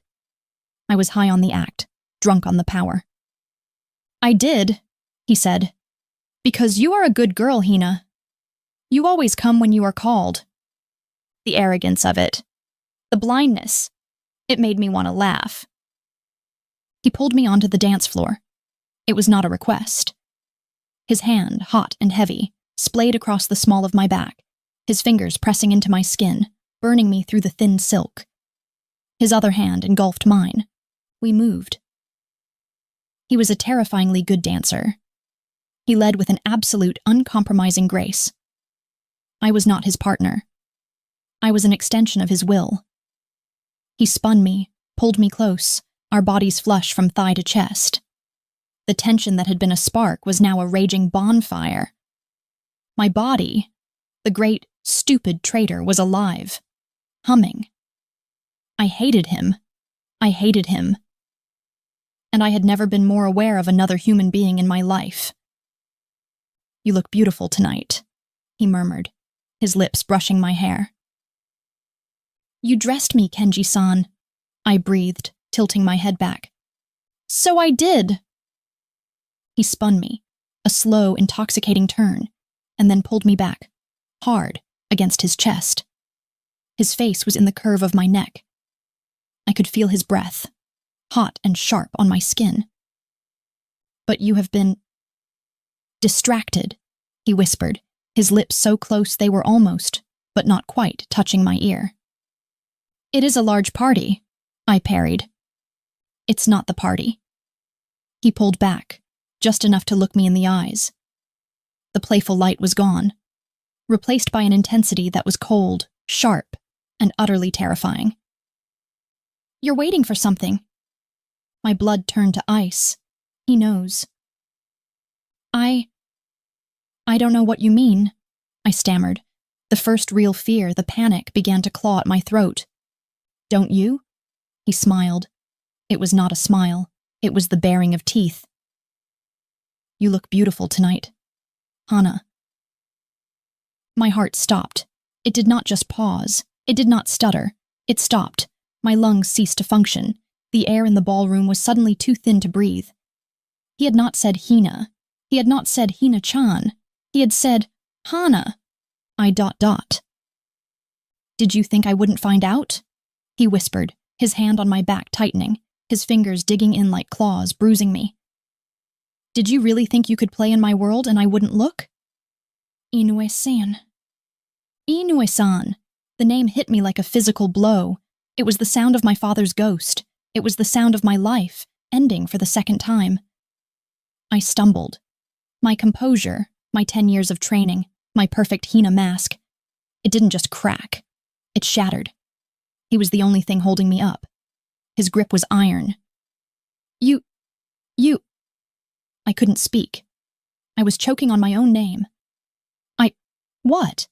He mocked, his voice a cruel, soft velvet. Knew?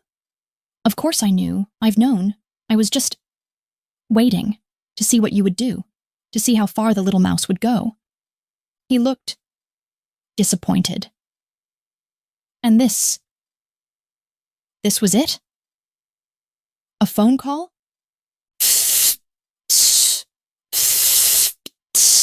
A vibration. Not from me, from him. His phone in his breast pocket was buzzing, right against my chest. I could feel it, a frantic, angry vibration against my heart. He didn't break eye contact. His dark, endless gaze was fixed on mine, savoring my terror, my confusion, my absolute soul-shattering ruin. Slowly, painfully slowly, he reached into his pocket and retrieved his phone. He looked down at the screen. I watched his face. A slow, cold, feral smile spread across his lips. It was the most terrifying expression I had ever seen. It was the Oni. He looked up from the phone, back at me. Well, he said, his voice now light, almost cheerful. It seems my shipment has a problem. He slid the phone back into his pocket. and before I could react, before I could even breathe, his hand left my back, shot up to my neck, and his fingers closed around the black pearls. He didn't squeeze. He just held me. A warning. A promise. "Let's go," he said, his voice a low, lethal command. He began to pull me, dragging me off the dance floor, his grip on my necklace a leash. "You and I," he whispered, as the crowd parted before us, their faces a blur of confusion and fear, "have something to discuss." Chapter 8. Kenji. The ballroom, the music, the crowd of whispering sycophants. It all dissolved. The world shrank to the woman I was dragging, her stockinged feet slipping on the polished marble as she scrambled to keep up. My hand wasn't on her necklace anymore. It was clamped around her upper arm, my fingers digging into bone, a non-negotiable anchor. The crowd parted for us as if I were a leper king, their faces a blur of shock and fear. Good. Let them see. Let them see the Oni's new prize. Let them see what happened to dolls who thought they could play. Tatsu and my other men materialized from the shadows, forming a moving phalanx around us. We didn't walk. We swept. We were a force of nature, a dark tide clearing the hotel lobby. "Sir," Tatsu said, his voice a low rumble. "The car." "The suite," I snapped. "Now." We didn't wait for a public elevator. Tatsu used my personal key on a service lift, a sterile steel box. I shoved her in, my men piling in after us, their bodies filling the small space.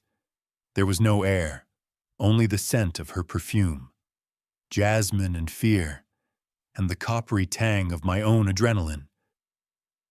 She was silent, not a sob, not a plea. She was pressed into the corner, her red dress a scream against the gray steel. Her chest was heaving, her dark, terrified eyes fixed on my face. The Hina mask was gone, shattered. In its place was Hana, the ghost, the girl from the file. And she was, in her terror, the most beautiful, most alive thing I had ever seen. The boredom, the hollow ache I'd carried for a decade, was gone. It had been burned away by her betrayal. I wasn't angry. No, this was something else. This was a high, a rush of pure, undiluted power. This was the thrill of a real hunt. I had been playing chess against amateurs, and she, a pawn, had suddenly sprouted the wings of a dragon. The doors opened on the penthouse floor. Tatsu and my men fanned out, clearing the hall, their hands on their weapons. It was a formality. No one would dare. I unlocked the suite, kicked the door open, and threw her inside. She stumbled, her ridiculously expensive heel catching on the thick pile rug, and she went down. She fell in a sprawl of red silk and pale limbs, the black pearls spilling around her throat like a dark rosary. She was a piece of art, a masterpiece of broken, beautiful vengeance. I didn't help her up. I walked past her, shrugging out of my suit jacket, and tossed it onto a chair. I loosened my tie. I turned and stalked to the bar, pouring myself 3 fingers of whiskey. Not the weak, overpriced swill from the club. This was my own. It was 30-year-old single malt, and it tasted like smoke and fire. I drank it in one go. The burn was a welcome, clarifying pain. Then I turned. I leaned back against the bar, a god in my own glass-walled heaven, and I looked at her. She was still on the floor, pushing herself up onto her elbows, her hair a wild storm, her eyes full of a fire I'd been dying to see. "So," I said, my voice dangerously soft, dangerously calm. "Was that it?" She just stared at me, breathing hard. "All that work?" I continued, pacing toward her. I began to circle her, a shark admiring its prey. 10 years of survival, 10 years of sharpening your claws, all to get close to me. And this was your grand plan? A single anonymous tip? I laughed. It was a cold, harsh sound that echoed in the vast, silent room. A phone call, Inoue-san? You brought a knife to a war. You didn't even... I'm disappointed. I stopped in front of her. I crouched down, bringing myself to her level. She flinched, pulling back. I expected more. I whispered, my voice a cruel taunt. From Kenshin Inoue's daughter. He at least had the guts to build something before he lost it. I saw the change. It was faster than a lightning strike. The fear in her eyes vanished, consumed, incinerated by a rage so pure, so potent, it was almost visible. It was the most beautiful thing I had ever seen. "Don't!" she hissed, the word a venomous spit. "Don't you dare!" "Don't I dare what?" I taunted, a savage grin spreading across my face. I grabbed the pearls, yanking her forward just slightly. "Don't I dare speak his name?" The name of the man I crushed. She screamed. It was not a scream of fear. It was a sound torn from the very depths of her soul. A sound of 10 years of compressed rage, grief, and agony. She launched herself at me. She was a fury, a goddess of vengeance in red silk. Her hands, no longer delicate, were claws. She raked them at my face, at my chest. She was screaming, not words, just that raw, primal sound of pain. "You!" she shrieked as she pummeled my chest. "You took everything! You took him! You took my life!" I didn't flinch. I just stood, my arms at my sides, and let her. I let her. This was it. This was the woman I had been searching for. Not the doll. Not the ghost. This was the warrior. She hit me, her small fists striking my chest, my stomach. It was like being battered by a storm. I was a mountain. I let the wind and the rain beat against me. I let her fury wash over me. It was the most honest, most real interaction I had had in my entire adult life. Her hatred was a form of intimacy. It was the most potent aphrodisiac I had ever known. "You killed him!" she sobbed, her blows weakening. "You kokilla him and you don't even... The storm broke. The rage, having nowhere to go against my unmoving, unyielding form, collapsed in on itself. The screams turned to sobs. The fists turned to open, trembling hands. She was still. She was on her knees, her hands pressed against my chest, her forehead resting against my sternum. She was sobbing, great, shuddering, body-racking sobs that tore at her and at something deep, locked away inside me. She was a crumpled heap of red silk and broken dreams. I stood there for a long moment, my hands still at my sides. I was breathing hard. The adrenaline was pounding through me. Slowly, as if in a trance, I lifted my hand. I placed it on her head, my fingers sinking into the soft, silken chaos of her hair. She froze. "Good," I said, my voice raw, a rasp I barely recognized. She looked up, her face a mess of tears and running mascara. She was exquisite. "That," I said, my thumb stroking her temple, "is the woman I saw. That is the woman I've been waiting for.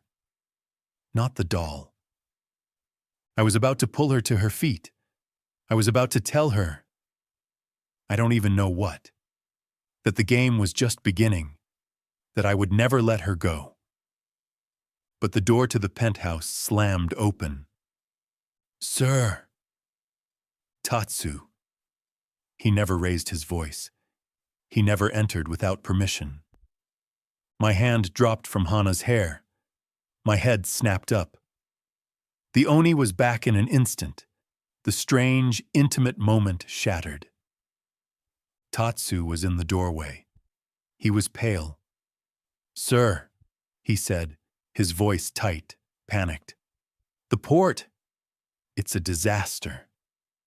"I know," I said, annoyed. "Sasaki took the bait. The shipment is gone. A clean dash." "No, sir," Tatsu interrupted me. He interrupted me. "You don't understand. It wasn't Sasaki. It wasn't his customs man." Hana, on the floor, had stopped crying. She was staring at Tatsu, her eyes wide with a new, dawning horror. "It was the Metropolitan Police," Tatsu said, his voice strained. "A full, organized, clean task force. They weren't there to seize the shipment, sir. They were there to make arrests. They were waiting." My blood went cold. This was not the plan. Not her plan. "They've arrested everyone," Tatsu continued, his voice grim. "Our men. Sasaki's men, who were clearly there to observe the bust. And sir, they even arrested the customs official, the one on Sasaki's payroll." I stood still. The whiskey was a cold lump in my gut. Arrested our men. Arrested Sasaki's men. Arrested the corrupt official. It was a clean sweep. I looked down at Hana. Her face was ashen. This wasn't her plan. This was something bigger, something catastrophic. She hadn't just lit a fire, she had firebombed the entire district. And then the pieces clicked. The police were waiting. They didn't just act on an anonymous tip. They knew. They arrested Sasaki's man, the same man she had tipped off, the same man who, I suddenly realized, had been feeding information to both Sasaki and the police. The real traitor. The one man I had been hunting for 6 months. I looked at Hana. I looked at Tatsu. And I started to laugh. It was not a small laugh. It was a cold, dark, booming laugh that echoed off the glass walls. The Oni, unmasked, not as a demon, but as a man who had just seen the face of God, and she was a disaster. "Sir?"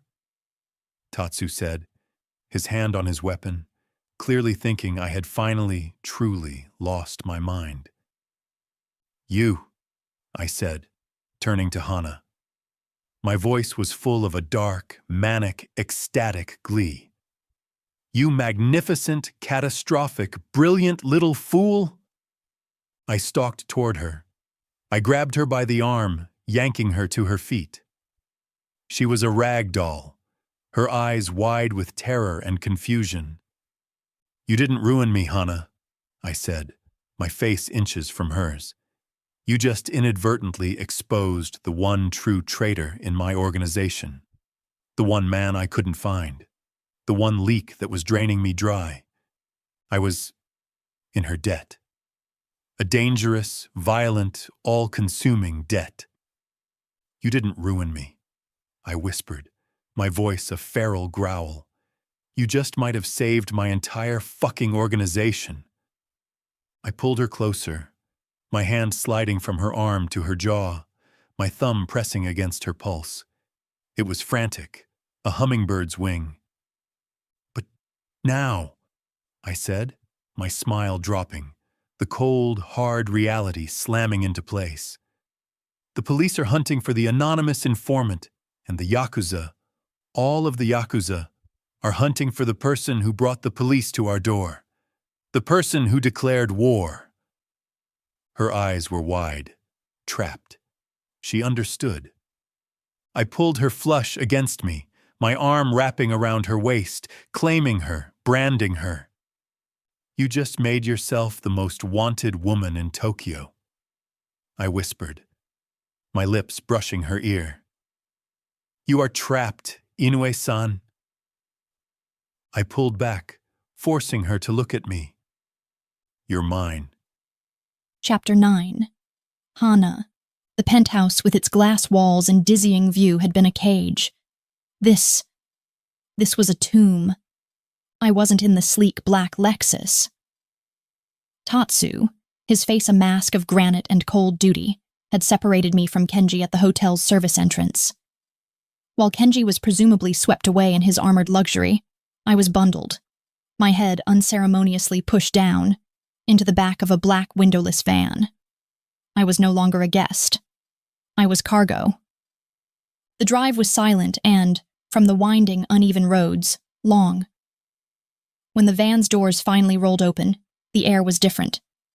It was cool, clean, and smelled of pine and damp stone. I was pulled out. We were in a graveled courtyard, surrounded by high, impossibly high stone walls. The moon was a sliver of bone overhead, illuminating the silhouette of a traditional, sprawling Japanese estate. This was not a modern penthouse. This was a fortress, the ancestral home of the Tanaka-gumi.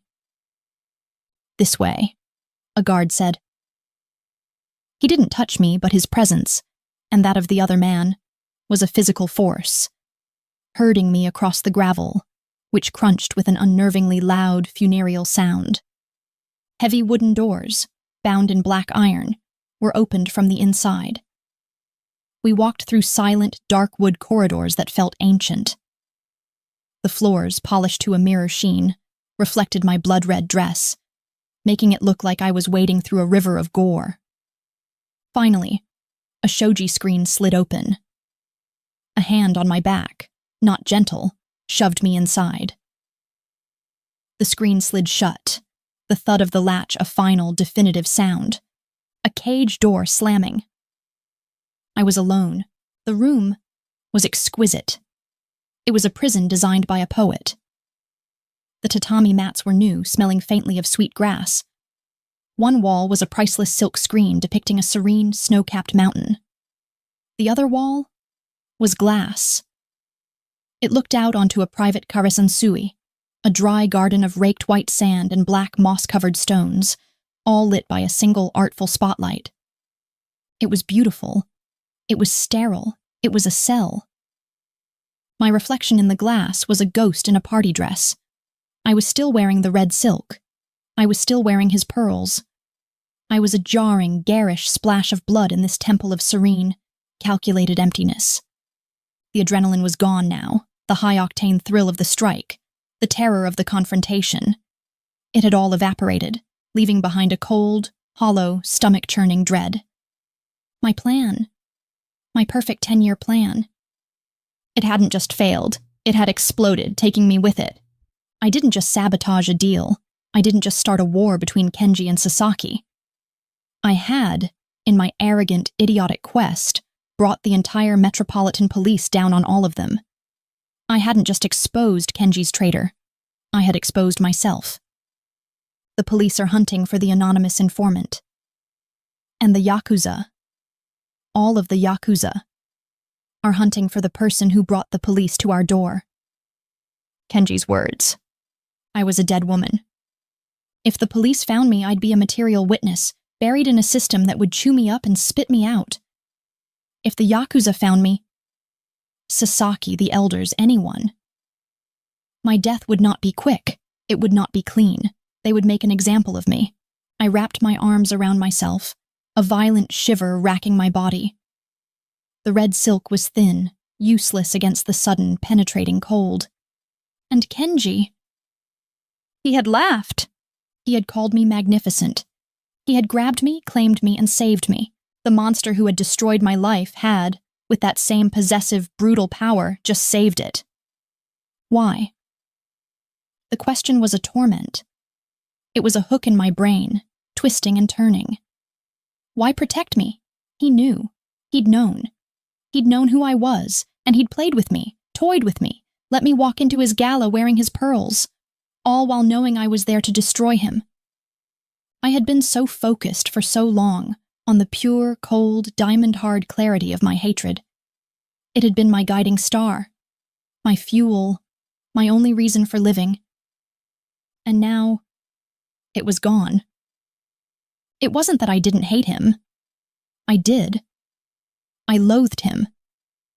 But the hatred was no longer clean. It was polluted. It was muddied by his confession in the restaurant.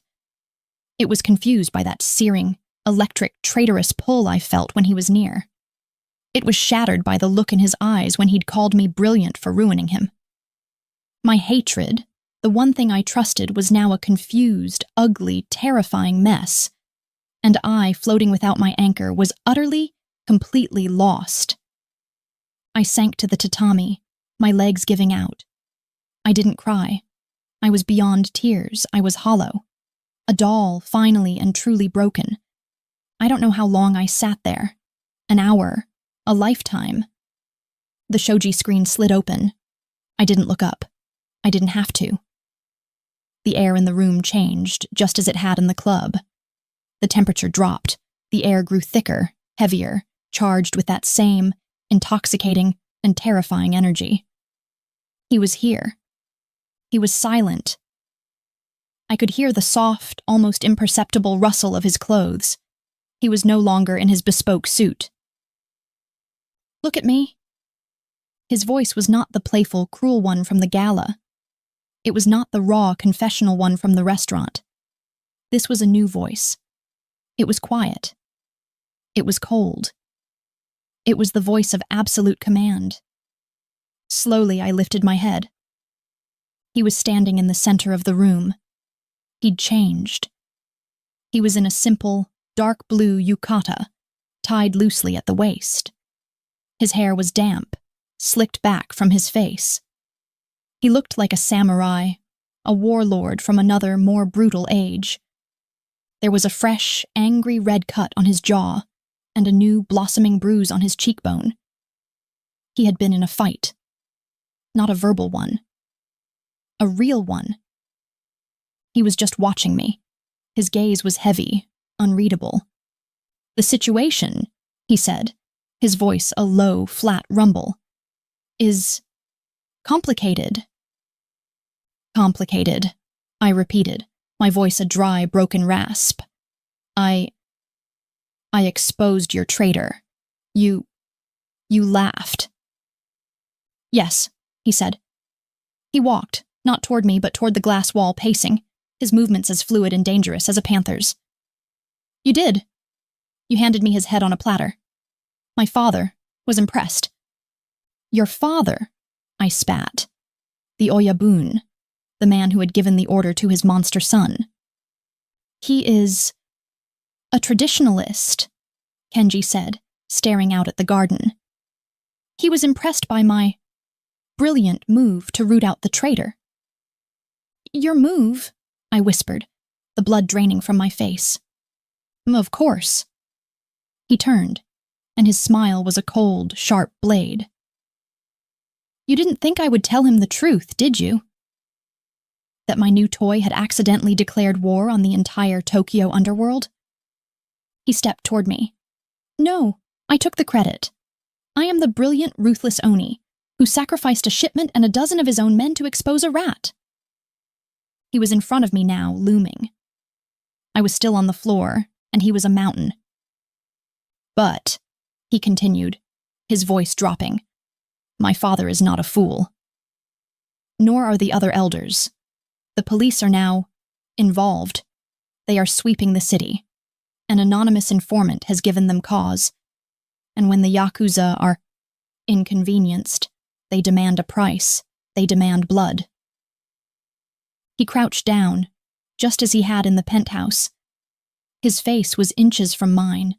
I could smell the antiseptic from the cut on his jaw. "They demand a head, Hana," he whispered. "And the head they are demanding is yours." My breath hitched. This was it. "You have two choices," he said, his gaze fixed on mine, dark and hypnotic. "My father is a man of honor. He wants this mess cleaned, He wants the informant found and dealt with. Choice one, I can give you to him. I flinched. The word was a physical blow. He will have his men take you to a quiet place, Kenji continued, his voice terrifyingly calm, as if discussing the weather. It will be quick. I will request that. That is my mercy. That is your end. The world tilted. The beautiful, serene room felt like it was spinning. This was the reality. The cold, hard end. Or, he said, his voice dropping even lower, a velvet-covered threat. Or, I breathed, my life hanging on his next word. Or, you can stay. Here. I stared at him. Stay? I scoffed, a broken hysterical sound bubbling in my throat. Stay as what? Your prisoner? Your pet? The doll you finally get to break? As mine, he growled, the word a low, possessive vibration that shook me to my core. He didn't touch me, but I felt it like a brand. As the woman I am protecting. As the only thing in this world I will not see harmed. It was too much. The terror, the confusion, the insane, twisted logic of it. My 10 years of iron control, the mask of Hina, it all crumbled. Why? I screamed, the word tearing from my throat raw and agonizing. Why are you doing this? You knew. You've known. You knew who I was. You knew I came to destroy you, and you played with me. You let me. Why save me? Why not just kill me yourself? It's what you do. You're the Oni. You crushed my father. You killed him. Why don't you just finish it? I was sobbing, my fists balled in my lap, my body shaking with the force of my own broken rage. He watched me. He didn't move. He let my screams, my accusations, my pain, echo in the perfect, silent room. And then he did the one thing I could never have imagined. Kenji, the Oni Tanaka, the heir to the Tanaka-gumi, the monster, the man who had laughed as he'd held me captive. He dropped to his knees, not crouched, kneeled. He was on the tatami, his dark blue yukata pooling around him. The man who ruled the city, the god in the glass tower, was kneeling before me. His head was bowed. He was eye level with my waist. Because, he said, and his voice was not the voice of the Oni. It was a raw, broken human sound I had never heard before. I am the man who destroyed your life. I stopped breathing. He looked up. His eyes were... I had no words for what was in his eyes. The arrogance, the cruelty, the playfulness. It was all gone. There was only a vast, dark, empty ocean of guilt. I was 17, he whispered, his voice cracking. I was a bored, arrogant child, trying to prove to my father I was a man. Your father. He was just a name on a file. A test. He shook his head, a violent, self-loathing gesture. I never even looked at what I had done. It was just business. A victory. I became the Oni, and I never looked back. He looked at me, and his gaze was a plea. Until I saw your eyes in that club. That shadow. I knew it. I recognized it. It was mine. He was... I deserve your hatred, Hana, he said, his voice a rasp. I deserve whatever vengeance you have planned. I deserve to be ruined by your hand. I deserve all of it. He took a shuddering breath. But I'll be damned. His voice suddenly turned to steel, to the Oni I knew. If I let anyone else touch you. Not my father. Not the Sasaki-gumi. Not the police. No one. He reached out. His hand, large and scarred, stopped an inch from my knee. It was trembling. Ruining me, he said, his voice raw, a promise, is your right. I will not stop you. I will give you the knife. But saving me, that might be your destiny. I will spend the rest of my life. He choked on the word. Attening. For what I did. He finally looked me full in the face, his eyes burning with a terrifying, desperate, unholy light. But I will not let you go. I can't. My hatred, my guiding star, the one true thing I had left. It didn't just shatter. It evaporated. It was gone. It wasn't replaced by love. It wasn't replaced by forgiveness. It was replaced by him. By this terrible, profound, inescapable bond. My enemy, my monster, the architect of my ruin, had just kneeled at my feet and chained himself to my soul. He had given me the ultimate power, his guilt, his life, while simultaneously taking all of mine. The choice he offered was a lie. My choice was gone. I was staring at the most powerful man in Tokyo, kneeling on my floor, and I had absolutely no idea what to do. Chapter 10. Kenji. The air in the zashiki was too cold and too hot all at once. Too cold with the chilling, ancient disapproval of the elders. Too hot with the suppressed rage of my father. I stood on the polished wood floor, a lone figure in my newly changed dark gray suit, facing the traditional war council. The men seated on the tatami were the oyabun and 3 of the most powerful kobun, the old guard. They sat like gargoyles, their faces unmoving, their judgment absolute. My father, the head of the Tanaka-gumi, did not look at me. He stared, instead, at a point somewhere over my shoulder, his silence heavier than any reprimand. He was a man carved from unforgiving iron, and I was, to him, a costly, careless mistake. "You show a great lack of respect, Kenji," Elder Sato finally said, his voice a dry, papery rasp. Sato was the gatekeeper of tradition, a man who believed the most dangerous weapon was an insult. "Respect, Sato-san," I replied, my voice calm, flat, but carrying the weight of the oni, "is earned through results, not rituals." Sato's lip curled. The other elders shifted slightly. They were men of ritual. I was a man of blood and balance sheets. "Results," my father finally spoke, his voice cracking like a whip. "You call this a result? The Metropolitan Police are sweeping 3 wards. We have arrests. We have surveillance. We have the Sasaki-gumi calling for an organized meeting, a clear challenge, and all because of an anonymous tip involving a customs official you should have had in your pocket." He slammed his hand on the floor. It was the only uncontrolled movement I'd seen him make in years. "You have brought a disaster of exposure to the family. And you claim credit for this chaos?" This was the moment. The knife edge. I had to sell the lie, not just to them, but to my father. He wouldn't believe a simple lie. He would believe a ruthless, brilliant strategy. "With respect, Oyabun," I said, bowing low but holding my spine straight. It was not chaos. It was a surgical strike. I looked up, meeting his eyes for the first time. "For 6 months we have been bleeding. The supply lines, the debt calls, the information leaking to Sasaki.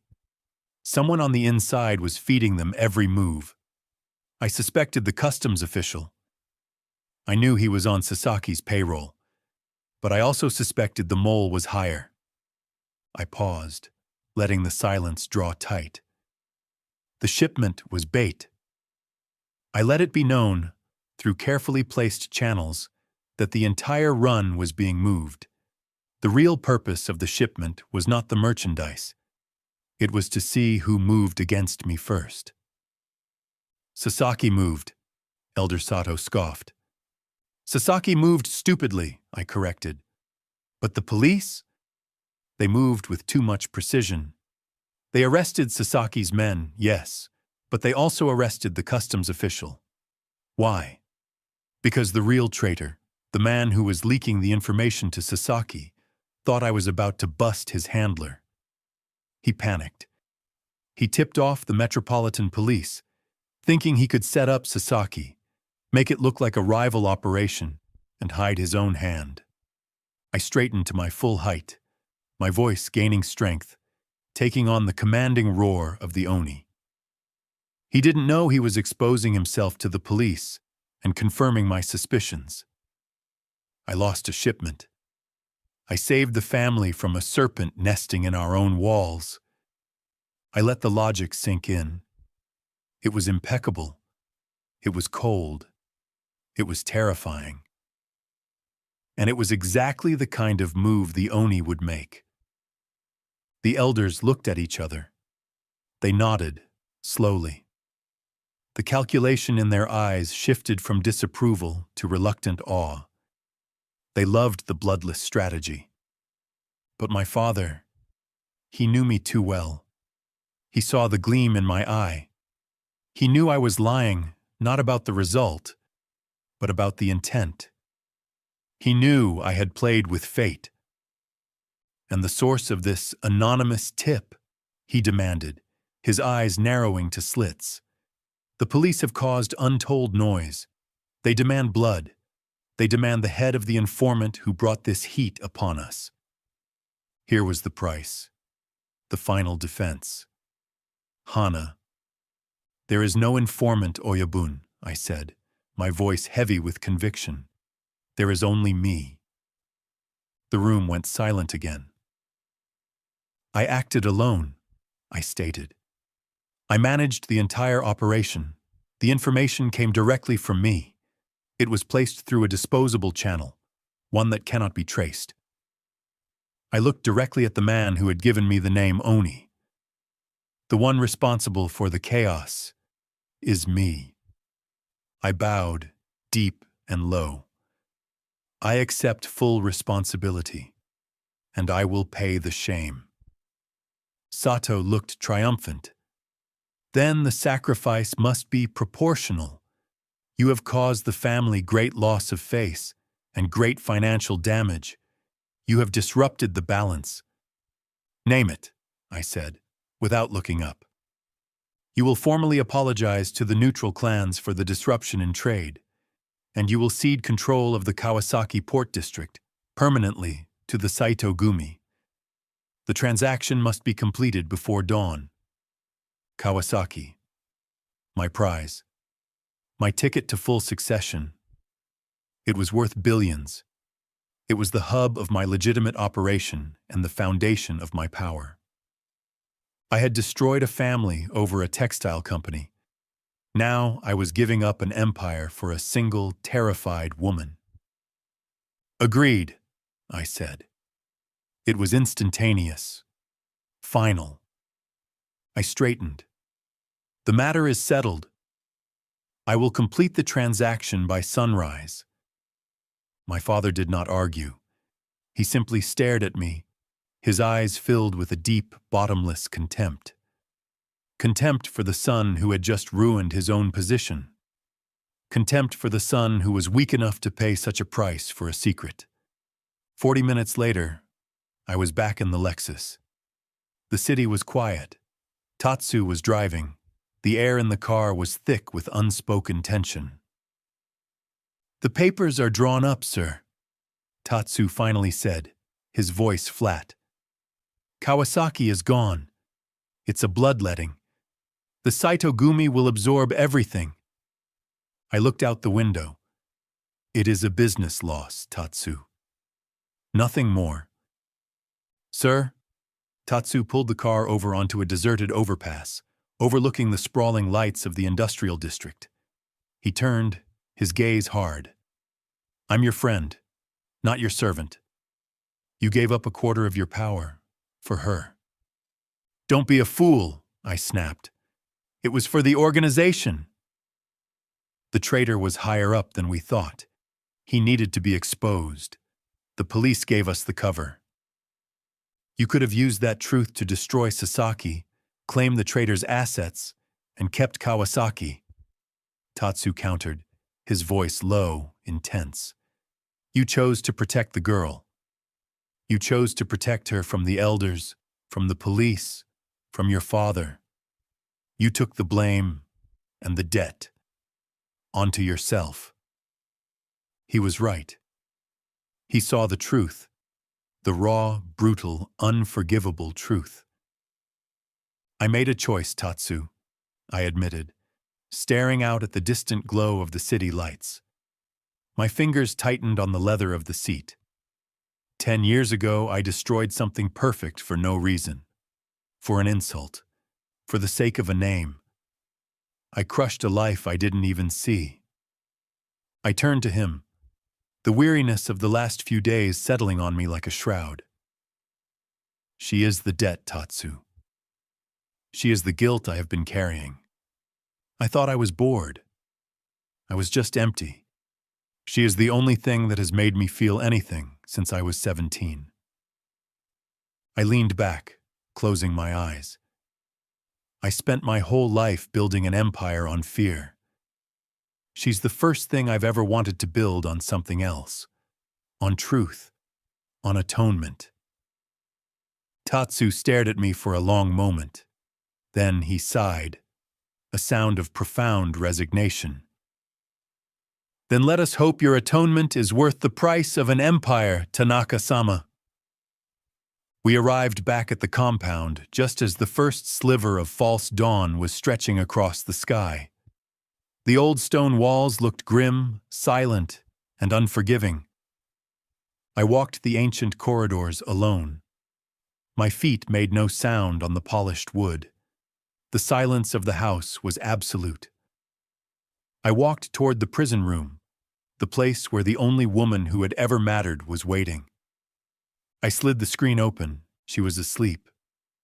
Curled up on the tatami, still in the blood-red dress, one hand tucked beneath her bruised cheek, the black pearls a dark chain on her throat.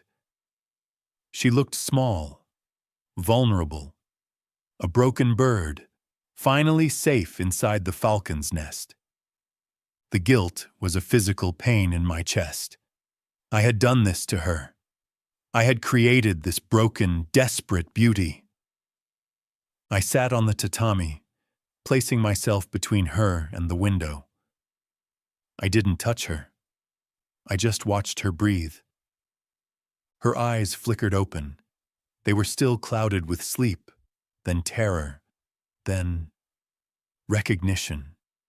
She scrambled back, hitting the silk screen, pulling the heavy velvet yukata I had left for her around her shoulders. She was instantly alert, a hunted thing.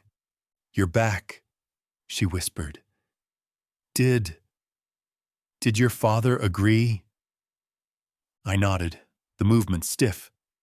I reached up and touched the fresh cut on my jaw.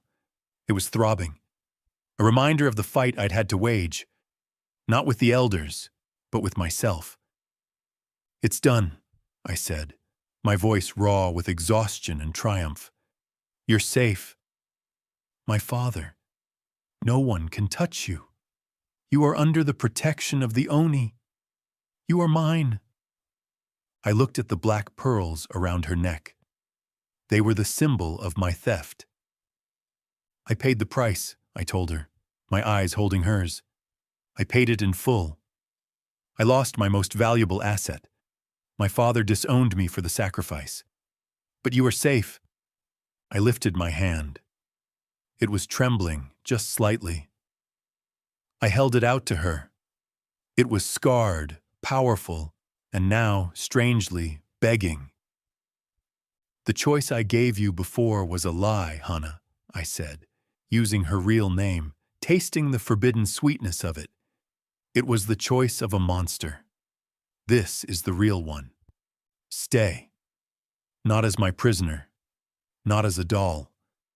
Stay as my equal. As the ghost of my past. As the debt I owe." My gaze dropped, finding the exact center of her chest, the location of the heart I had helped shatter. "Ruining me is still your right. You have the full truth now. But if you want to rebuild what I broke, if you want to help me find a path out of this darkness. I looked up again, my eyes burning. Then stay. Help me rebuild what I broke. Start here. With me. Chapter 11. Hana. I sat on the tatami, the plush velvet yukata pulled tight around me, and stared at the empty space where Kenji Tanaka had just been kneeling. The moment he had left, the silence of the room, which had been serene, became deafening. The single spotlight illuminating the dry garden outside now felt like a spotlight on my soul, mercilessly exposing the wreckage. He was gone. But his confession lingered, a toxic, potent gas that filled my lungs and replaced the air. He hadn't offered me mercy. He hadn't offered me love. He had offered me atonement. I will spend the rest of my life atoning for what I did. Help me rebuild what I broke. Start here. With me. I looked down at my hands. They were no longer trembling. They were steady. The hatred, the guiding star that had steered me through 10 years of poverty and fear, was gone. It hadn't been defeated by his power, or even by his protection. It had been shattered by his guilt.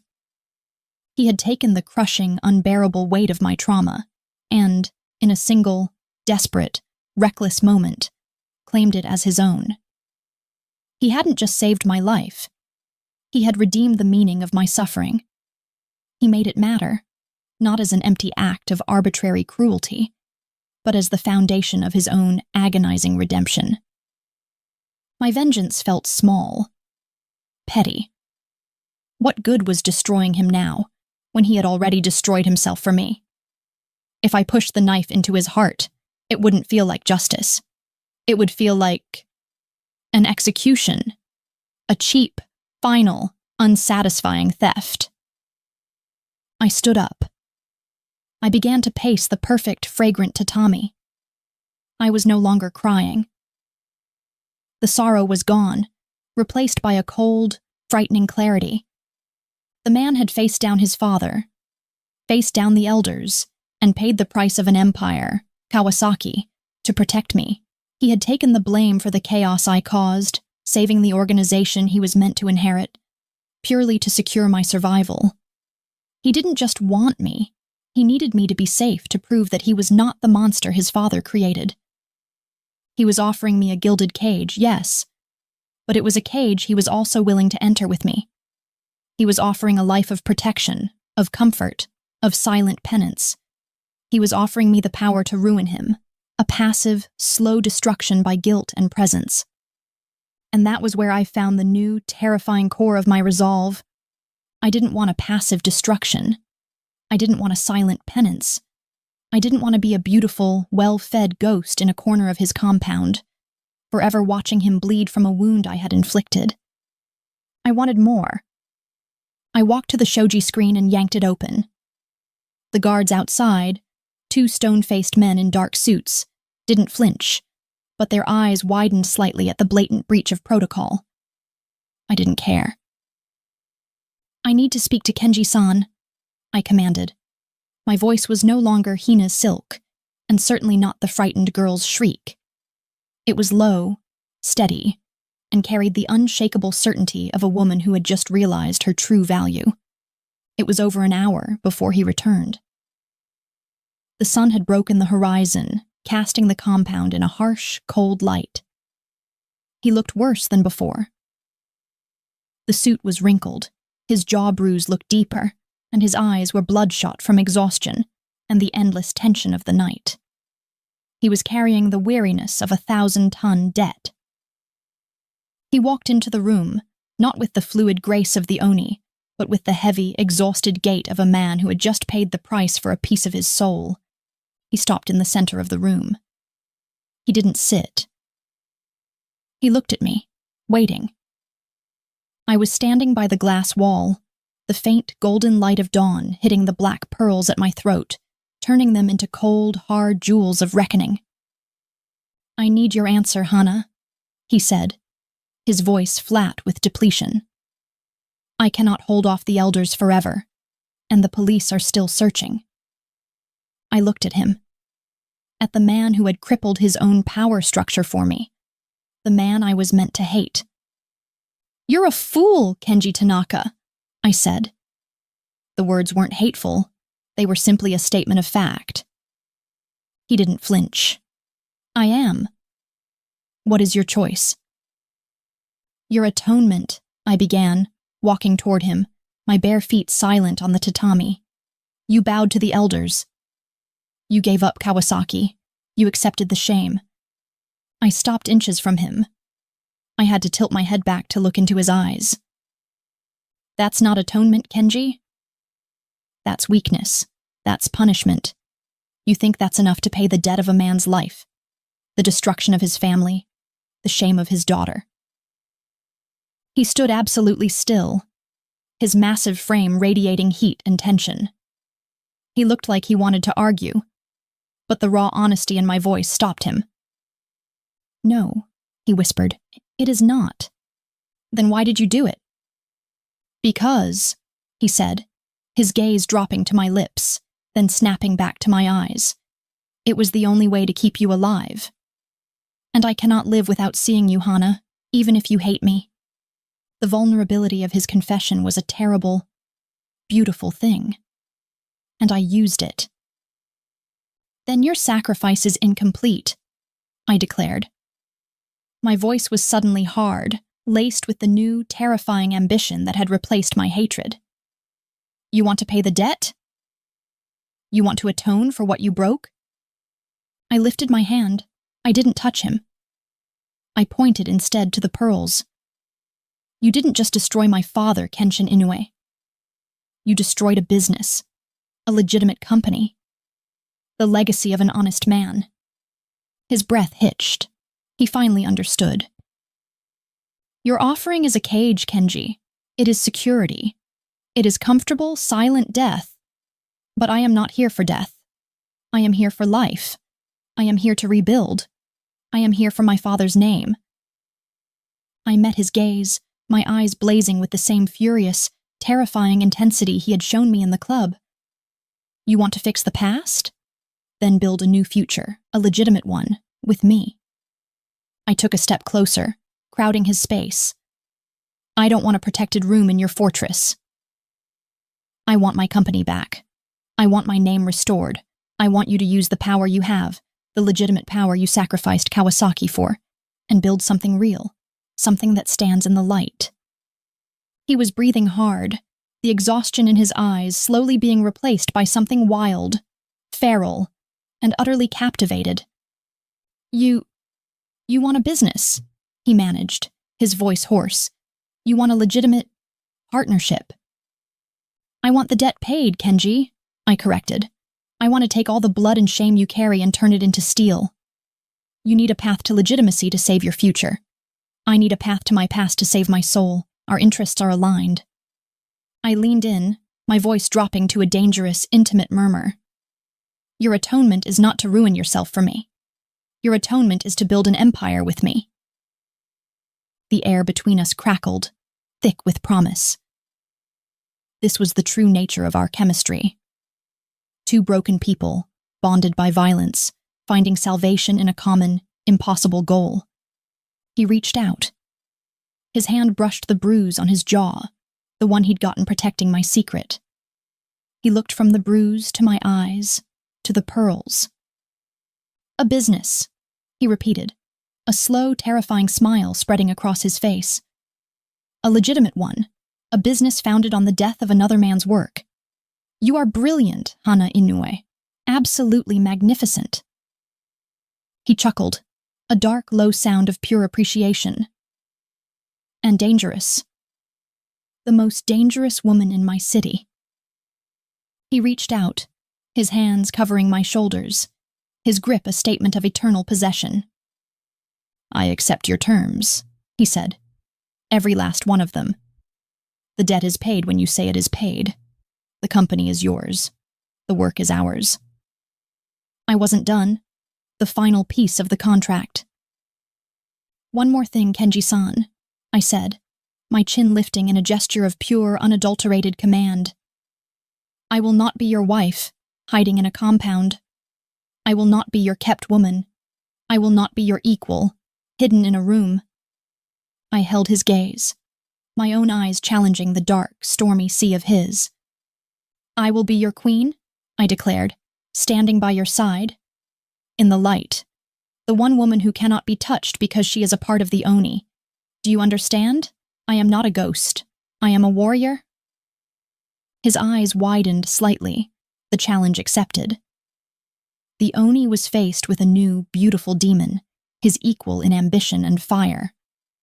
Yes, he growled. Yes, I understand. He pulled me to him, not gently. With a brutal, desperate force that stole the air from my lungs, the distance that had separated us for days, for a decade, was gone. His mouth crushed down on mine. It was not a kiss of romance. It was a contract, sealed in fire. A kiss of possession, of war, of savage devotion. His lips were hot, demanding, tasting of the shame and the promise he'd just made. His hands left my shoulders, sweeping down my back, pulling me impossibly tighter against his hard, powerful body. My fingers instinctively clawed at his shirt, holding on to him as if he were the only solid thing in a world that was suddenly spinning free of all rules. The hatred was gone. It was replaced by this, a complex, terrifying, intoxicating love that was as dark and dangerous as the man himself. He lifted his head, breaking the contact, but only to look down at me, his eyes burning. Done, he breathed, his voice ragged with passion and exhaustion. I am yours. You are mine. Now what do you need first, Queen? I looked at him, feeling the ghost of Kenshin Inoue finally definitively rest. I need you to show me the books for the new shipping conglomerate. We start by building something he cannot touch. Chapter 12. Kenji.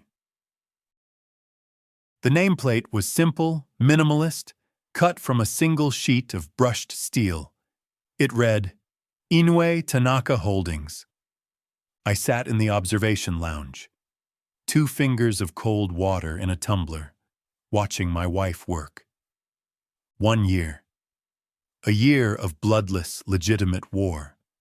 A year of endless grinding work that was paradoxically more exhausting and more exhilarating than anything I'd ever done while running the Yakuza.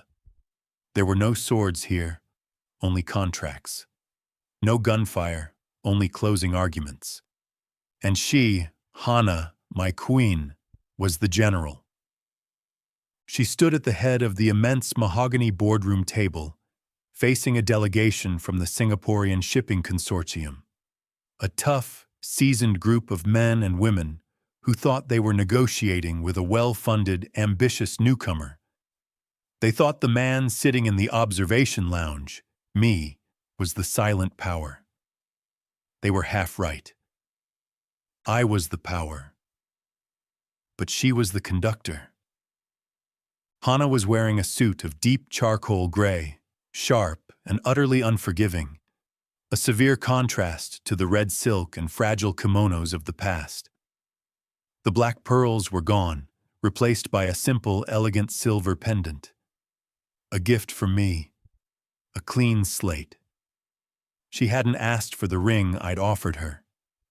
She'd asked for a clean ledger. She was devastating.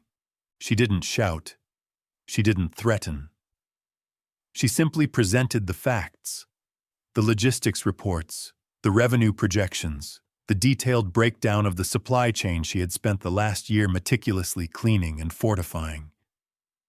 She moved like a surgeon, precise, necessary, and utterly focused on the cut. Your current throughput is limited by antiquated internal controls, she explained, her voice ringing clear, devoid of the hostess's purr. We are offering you efficiency, a 20% increase in load capacity within 6 months, secured by the established network of the former Tanaka logistics routes. The only thing we ask in return is exclusivity in the Eastern Sea. She was speaking of my old roots, the arteries that once moved illicit cargo, now scrubbing clean and repurposed for global commerce. She wasn't just building a company. She was building a legitimate, unassailable fortress that stood on the ruins of my empire. I watched the leader of the delegation, a formidable Chinese woman, slowly nod. Hana had backed her into a corner with logic and data, using the ruthless calculus I'd taught her, polished with the integrity of her own broken past. I felt a familiar tightening in my chest. It wasn't desire, though that was always present. A constant, heavy hum beneath my skin. It was pride. A terrifying, all-consuming pride that she was mine, and that I was the reason she had found this power.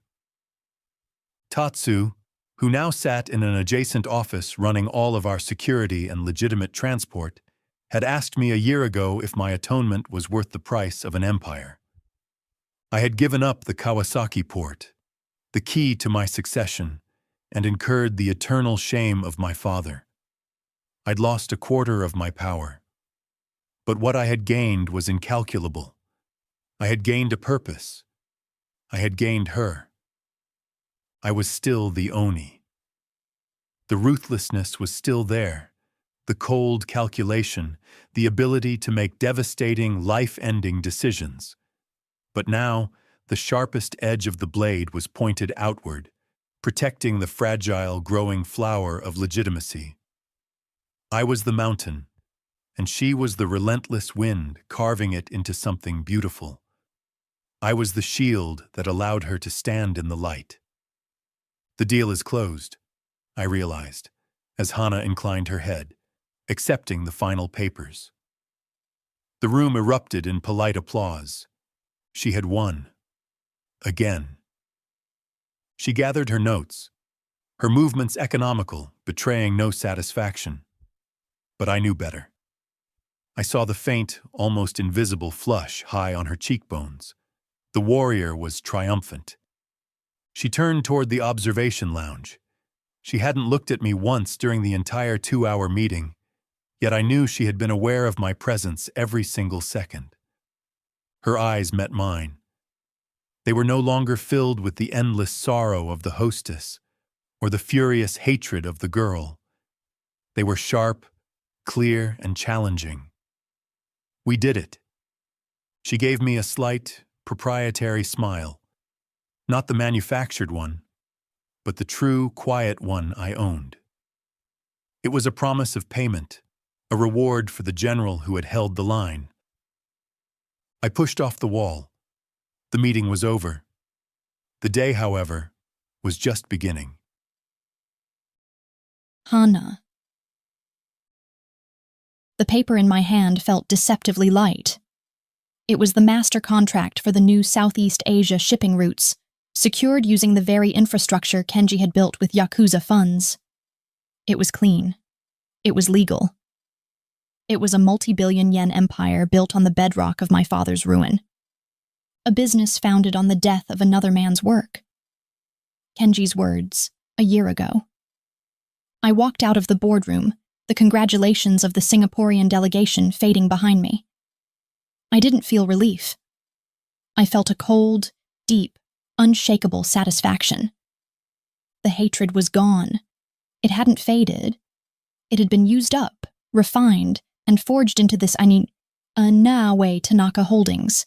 The memory of my father was no longer a choking grief. It was the foundation of the strongest, most ethical business in the entire region. The debt was paid. I walked into the observation lounge. Kenji was waiting for me. He was in a charcoal suit, but he was still the Oni. The power he radiated hadn't lessened. It had simply been channeled. He looked like what he was, a warlord disguised as a CEO, a beautiful, devastating force of nature contained within Italian tailoring. He watched me approach, his dark eyes intense, possessive, and laced with that familiar, sizzling heat that was the only remnant of our original collision. I stopped in front of him, Perfect, he murmured, his voice low. He didn't ask how the meeting went. He didn't need to. A flawless kill. We did it, I confirmed, my voice steady. We own the eastern routes. And not a single bribe or threat was used. Only brilliance, he corrected. He reached out, his hand, the same hand that had once signed the order of my ruin, gently brushing the silver pendant at my throat. You are terrifying in that room, Hana-chan. I've never been more proud, or more aroused. The honesty, the casual violence of his desire, still stunned me sometimes. But it was his honesty. The brutal, necessary truth of the Oni. I leaned in, resting my forehead against his chest. I could feel the powerful, steady rhythm of his heart beneath the fine fabric. This was my sanctuary. This was my protection. It was exhausting, I admitted. The mask could drop here, only here. Good. You deserve exhaustion. He pulled me tighter against him, his arms strong, possessive. The price of being queen is never getting to rest. And what about the king? I pulled back, a small, genuine smile curving my lips. I saw you hiding back here. Avoiding the small talk. I hold the ground, Kuon, he growled. You win the war. It's a system that works. I chuckled, reaching up to smooth the stubborn lock of hair that always fell across his forehead. It works because you are terrified of discussing future growth projections with Mrs. Lee. He caught my hand, kissing the palm deeply. I am terrified of no one, he contradicted, his eyes gleaming, except perhaps the sight of your empty desk. He kept my hand, pulling me toward the private elevator. Come, Tatsu sent a message 2 hours ago. Oh? What is the crisis? The crisis, he said, pulling me into the empty elevator, the doors sliding shut with a soft, final clunk, is that he just called the house and informed me that my 2-year-old twin nephews have successfully convinced him to put on a tiara and play Yakuza princesses in the dry garden. He's begging for reinforcement. I threw my head back and laughed, a full, rich sound that had been absent from my life for 10 long years. Poor Tatsu. He gets no breaks, and they aren't Yakuza princesses, Kenji. They're corporate overlords. He pressed the button for the underground garage. The elevator began its silent descent. He didn't release my hand. He turned me to face him, his eyes dark, intense, burning with the promise he'd made a year ago. He reached out and cupped my cheek, his thumb gently wiping away a stray smudge of ink I hadn't realized was there. I promised you atonement, he said, his voice a low, sacred vow. I promised you a choice. I gave you the knife. He brought his mouth to mine. This time, the kiss was neither savage nor a contract. It was complex. It was a soft, deep devotion layered over a fierce, burning possession. It tasted of single malt, of triumph, and of a future finally, irrevocably earned. You chose to save me instead, he whispered against my lips. I will spend the rest of my life thanking you for the privilege. I wrapped my arms around his neck, holding on to the dark, brilliant storm that was my life, my enemy, my salvation. Then let's go home, Oni-san, I murmured. I want to see Tatsu in a tiara. He was the man who had broken her. But together they had built an unbreakable house of rising suns from the pieces, their love as absolute and dangerous as the empire they now controlled.